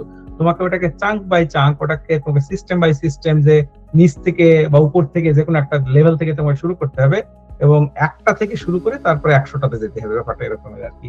আমি জানি না এটা ভেগ আনসার হলো, বাট শুরু করতে হবে কোথাও। ওকে, জি স্যার, আমাদের একজন অডিয়েন্স প্রশ্ন করেছেন যে অস্ট্রেলিয়াতে পিএইচডি বা মাস্টার্স শেষে চাকরির জন্য কি সময় পাওয়া যায়? যেহেতু অস্ট্রেলিয়ায় পিএইচডি বা মাস্টার্স চলাকালীন পার্ট টাইম জবের তেমন সুযোগ নেই, তো সেক্ষেত্রে সে কি স্টাডি শেষে ওখানে কোনো জবের জন্য সুযোগ পাবে বা সময় পাবে? না, এমনি পোস্ট গ্রাজুয়েট স্টুডেন্টরা কিন্তু ফুল টাইম জব করতে পারে এখানে, কিন্তু হ্যাঁ অন্য জব এক্সপেক্টেড না। সে তো যেহেতু পিএইচডির জন্য আসে, সে স্টাইপেন্ড পায়। মাস্টার্সেও কিছুটা টাইম, মাস্টার্স নিয়ে অতটা হয়তো বলতে পারবো না। পিএইচডি আমি যাদের দেখি তাদের এক্সপেকটেশন যে তারা যেহেতু স্কলারশিপ নিয়ে আসে তারা ওইটাই করবে। এরপরেও কাজের সুযোগ থাকে, অনেক সুযোগ থাকে কাজের। তারা হয়তো টিউটরিং করতে পারে, তারা হয়তো ল্যাবরেটরি অ্যাসিস্ট্যান্ট বা রিসার্চ অ্যাসিস্ট্যান্ট এগুলো করতে পারে। আর অস্ট্রেলিয়াতে আসলে এখন যেমন হয়তো যতটা পিএইচডি বের হচ্ছে অতটা পজিশন সব জায়গায় কখনোই থাকে না। আমাদের যেমন আমরা হয়তো পিএইচডি স্টুডেন্ট স্কলারশিপ দিতাম, তারপর পিএইচডি স্টুডেন্ট পিএইচডি শেষ করলো, তারপর হয়তো পোস্ট ডকটা ম্যানেজ হলো, পোস্ট ডক করলো, তারপরে হয়তো সায়েন্টিস্ট হলো। এটা ছিল কাইন্ড অফ ট্র্যাডিশনাল ওয়ে। কিন্তু দেখা যায় যতগুলা পিএইচডি পজিশন তার অত বেশি পোস্ট ডক নাই, যতগুলা পোস্ট ডক বের হচ্ছে তাদের অতগুলা সায়েন্টিস্ট পজিশন নাই। তখন অবশ্যই ফিল্টারিং করবে, এবং সেক্ষেত্রে হয়তো একটু রেলিভেন্ট করা, কি কি কাজ হচ্ছে, একটু অলরাউন্ডার হওয়া, এগুলো কিছু বিষয় আছে। তবে জব তো একেবারে নাই আমি বলবো না। পিএইচডি করে একেবারে কিছু করেনি এরকম খুব বেশি আমি দেখিনি, এবং পিএইচডি করে ফিরে দেশে ফিরে অনেক বা ফিরে যেতে হয়েছে এরকমও খুব বেশি আমি দেখিনি। কেউ না কেউ কিছু না কিছু করে হয়তো। বা আরেকটা বিষয় আছে আমি বলি, এখন ওই বিষয়ে আসতে গেলে বিষয় হচ্ছে যে পিএইচডি যখন কেউ করে তখন আমি তো এখন পিএইচডি স্টুডেন্টও অনেক অবজার্ভ করি, আমার নিজের অনেক স্টুডেন্ট আছে, কলিগদের আছে, আমরা কথাবার্তা বলি। পিএইচডি আমরা বলি দুটো, একটা হচ্ছে পিএইচডি কমপ্লিটেড, আর পিএইচডি হচ্ছে পিএইচডি এর মতো করে করা। তো সেটা হচ্ছে যে জাস্ট আমি করলাম, একটা শেষ করলাম সুপারভাইজারের, এখন পিএইচডি শুরু করলে তো এটা শেষ হবেই। আর আমরা বলি অনেক সময় পিএইচডি নিলে এটা অনেকটা কি বলবো, যে এটা নিলে আমাকে শেষ করতে হবে, বেসিক্যালি তার সাথে সম্পর্কটা ওরকমের যে যেভাবেই হোক তাকে দিয়ে পিএইচডি করাতে হবে। তো সেক্ষেত্রে ওই PhD quality very very important, যে কত সময় দিয়ে, কত ফোকাসড হয়ে, কত এফোর্ট দিয়ে একজন পিএইচডি করছে। কারণ পিএইচডিটা আমি জাস্ট অলংকারের জন্য না, এটা পিএইচডিটা দিয়ে আমাকে একটা জব নিতে হবে। তো সেই ক্ষেত্রে যদি কেউ ভালো মতো পিএইচডি করে, আমার ধারণা আমি বেশিরভাগই দেখেছি খুব ভালো করেছে। আমার ছাত্রছাত্রীরাও যারা করেছে অনেকেই খুব ভালো ভালো রিসার্চার হয়েছে, এখন ভালো কাজ করে, আমি খুব খুশি হই ওদেরকে দেখলে। আবার অনেকে দু একজন হয়তো স্ট্রাগল করেছে বা করছে, তখন সেক্ষেত্রে আমি বলবো যে আর সবাই তো একই রকম হবেও না হয়তো। তবে আমি আরেকটা জিনিস বলছি যে আমরা মনে করি যে খুব জিনিয়াস তার মানেই যে সবকিছু করবে তা না। আলটিমেটলি হচ্ছে আমি বলি তো genius without hard work is a tragedy. তো হার্ড ওয়ার্কটা করা লাগবে। তো অনেক সময় দেখা গেল মিডিওকর অথবা এভারেজ ছাত্র অনেক ভালো করছে, আমি দেখি বেশিরভাগ ক্ষেত্রে কিন্তু তারাই অনেক ভালো করেছে, কারণ হচ্ছে তাদের এফোর্টটা ছিল, তাদের ওই কমিটমেন্টটা ছিল, তাদের প্যাশনটা ছিল। তো এই দুটো মিলিয়ে, তবে জেনারেলি অস্ট্রেলিয়াতে মাস্টার্স পিএইচডি করে আমি বলবো জবের অপরচুনিটি আছে। এখন ডিপেন্ড করে কোন এরিয়াতে, জেনারেলি ইঞ্জিনিয়ারিং এরিয়াতে আমি বলছি, ইঞ্জিনিয়ারিং এরিয়া অলওয়েজ ডিমান্ডিং। ধন্যবাদ স্যারকে। আর কেউ কি প্রশ্ন করতে আগ্রহী অডিয়েন্সদের ভিতর থেকে? আমি প্রশ্ন করতে চাই স্যার। স্যার আসসালামু আলাইকুম। ওয়ালাইকুম আসসালাম। আমি অনার্স থার্ড ইয়ারে প্রাণী বিজ্ঞানে পড়াশোনা করতে, এখন আমি কিভাবে ক্যারিয়ার করতে পারি? অনার্স থার্ড ইয়ারে কিসে? প্রাণী বিজ্ঞান, জুলজি ডিপার্টমেন্টে আছে। জুলজি, ওকে, বলো তারপর। স্যার আমি এখন কিভাবে গ্রাজুয়েশন শেষ করে সামনে ক্যারিয়ারে কিভাবে ফোকাস করতে পারি? তারপরে হলো যে আমি বেসিক আমার ইংলিশ ঠিক আছে, বাট ইংলিশে একটু আমার দুর্বলতা আছে, আমি কিভাবে কি আমি করতে পারি? আচ্ছা, একটু পরামর্শ দিতেন। আচ্ছা, তো থার্ড ইয়ারের সময় আছে, এখনো ফোর্থ ইয়ার আছে, তোমার সামনে যথেষ্ট সময় আছে। তুমি এখন যদি ইনভেস্ট করো এখন থেকে, ইংলিশের প্র্যাকটিসটা অবশ্যই করা লাগবে। আমি আরেকটা বলি যে আইএলটিএস ছাড়া কেউ যদি কোনো ইমেল করে অস্ট্রেলিয়াতে, ভেরি আনলাইকলি যে ওটা নোটিস করবে না সুপারভাইজার। এই জন্য ইংলিশটা ইম্পর্টেন্ট, নাম্বার ওয়ান। ইংলিশটা থাকলে অনেক কিছু ফরগিভিং হয়, ইংলিশটা যদি ভালো স্কোর হয়। তো সেক্ষেত্রে ইংলিশটা বলবো। আর সেকেন্ড হচ্ছে থার্ড ইয়ারের থেকে যখন ফোর্থ ইয়ার উঠবে তখন এমন কোনো টপিক নেবে যেটা দিয়ে তুমি একটু রিসার্চের অপরচুনিটি থাকে, বা একটু হয়তো ডেপথে যাওয়ার অপরচুনিটি থাকে, একটা ভালো একটা রিপোর্ট রাইট করা লাগতে পারে, বা হয়তো এটাকে প্রেজেন্ট করা লাগতে পারে কোথাও যদি পারো, যে কোনো জায়গায় এবং অনলাইনে হোক, যে কোনো জায়গায় হোক, সেটা তোমাকে ইন্ডিকেট করবে যে তুমি কমিউনিকেশন স্কিল, তোমার প্রেজেন্টেশন স্কিল আছে বা তোমার রাইটিং স্কিল আছে। তো এইগুলাকে বিল্ড আপ করে তারপরে তুমি শেষ করে বিভিন্ন ইউনিভার্সিটি দেখো কোন দেশে যেতে চাও, তোমার ডিপেন্ড করে তোমার পোর্টফোলিওর উপরে। যদি খুব ভালো পোর্টফোলিও, আমি বলবো সরাসরি ইউএসএ, অস্ট্রেলিয়া, এইসব ভালো ভালো দেশগুলোতে ট্রাই করো, বড় মানে ওয়েস্টার্ন কান্ট্রি গুলোতে, ইংলিশ স্পিকিং কান্ট্রি গুলোতে। আর যদি মনে করো যে আমি আর একটা দেশে যেতে চাই, সেক্ষেত্রে মালয়েশিয়া হয়ে বা হয়তো অন্য কোনো ইন্ডিয়াতে হয়ে বা হয়তো পাকিস্তানে হয়ে, এখন শুনছি জানি পাকিস্তানে অনেক স্কলারশিপ দিচ্ছে, হোয়াটএভার, কান্ট্রিতে গিয়ে সেখানে একটু বিল্ড আপ করে তারপর অন্য দেশে যেতে পারো। ধন্যবাদ স্যারকে। আজকে স্যারের আলোচনার অনেক বিষয় আমরা জানতে পারলাম এবং সেই সাথে স্যার অনেকগুলা বিষয় সম্পর্কে আমাদেরকে দিক নির্দেশনা ভুলে যাওয়ার আগে, সেটা হচ্ছে যে অনলাইনে অনেক এইসব ব্লগ এখন তো অনেক হয়, অনেক লোকজন করে। কেউ যদি টাকা নিয়ে কোনো কিছু করতে চাই, আমি বলবো বেশিরভাগই ভুয়া। মানে যদি কেউ সেলফলেসলি যদি কেউ করতে চাই, সেটা তোমরা শুনতে পারো। আর একটা হচ্ছে যে যদি তুমি নিজে পড়ে নিজে বুঝে, ইমিগ্রেশন ডিপার্টমেন্টে যেগুলো এখন তো প্রচুর তথ্য আছে, ওগুলা নিয়ে তুমি যদি নিজে আসতে পারো, তবে তুমি সার্ভাইভ করতে পারবে এখানে, তবে না মানে চান্স বেশি। আর ওই যদি কারোর কথা শুনে আসতে হয়, ভেরি আনলাইকলি যে তুমি এখানে সার্ভাইভ করা ডিফিকাল্ট হবে তোমার ভবিষ্যতের জন্য। সেটা একটা আরেকটা অ্যাডভাইস। ফাইনালি আজকে আমরা স্যারের থেকে অনেক বিষয় তথ্য পেলাম এবং ক্যারিয়ার বিষয়ে গাইডলাইনস পেলাম। আমরা আসলে আন্তরিকভাবে স্যারকে ধন্যবাদ জানাচ্ছি যে আমাদেরকে সময় দেওয়ার জন্য। স্যার অনেক ব্যস্ত মানুষ, এর ভিতরেও সময় বের করে স্যার আমাদেরকে এতটা সময় দিলেন এবং খুব আন্তরিকতার সাথে স্যার আমাদেরকে প্রতিটি প্রশ্নের উত্তর দিলেন, খুব সুন্দর করে বুঝিয়ে বললেন এবং খুব সহজ ভাষায় স্যারের গবেষণার বিষয়বস্তু তুলে ধরলেন। বিজ্ঞানী.org এর পক্ষ থেকে স্যারকে অসংখ্য ধন্যবাদ জানাচ্ছি আমি, এবং আমাদের টিমের পক্ষ থেকে স্যারকে আমাদের প্রোগ্রামে এবং আমাদেরকে সহযোগিতা করার জন্য ধন্যবাদ জানাচ্ছি। আজকের প্রোগ্রাম আমরা এখানেই শেষ করে দিচ্ছি। আগামীতে স্যারকে নিয়ে আমরা আরো কর্মশালা করব, আরো প্রোগ্রাম করব এবং স্যারের থেকে অনেক কিছু পাওয়ার আছে আসলে আমাদের। আমরা আশাবাদী যে স্যার আমাদেরকে আরো অনেক বিষয়ে সহযোগিতা করবেন এবং সেই সাথে আমাদের বিজ্ঞানী.org কে আরো এগিয়ে নিয়ে যেতে স্যার আমাদের সাথে থাকবেন। তোমাদেরকে সবাইকে অনেক ধন্যবাদ, তোমরা ধৈর্য ধরে শুনেছো আমার কথাগুলো। আমি জানি না কতটা কাজে লাগবে, বাট গুড লাক, ট্রাই এবং ফোকাস নিয়ে যদি কাজ করো, একদিন সাকসেস আসবেই ইনশাআল্লাহ। ওকে, ধন্যবাদ সবাইকে। তাহলে আমার এখানে অনেক রাত হয়েছে, শুভরাত্রি। ধন্যবাদ সবাইকে। বিজ্ঞানী.org এর পক্ষ থেকে সবাইকে অসংখ্য ধন্যবাদ আজকের প্রোগ্রামে অংশগ্রহণ করার জন্য।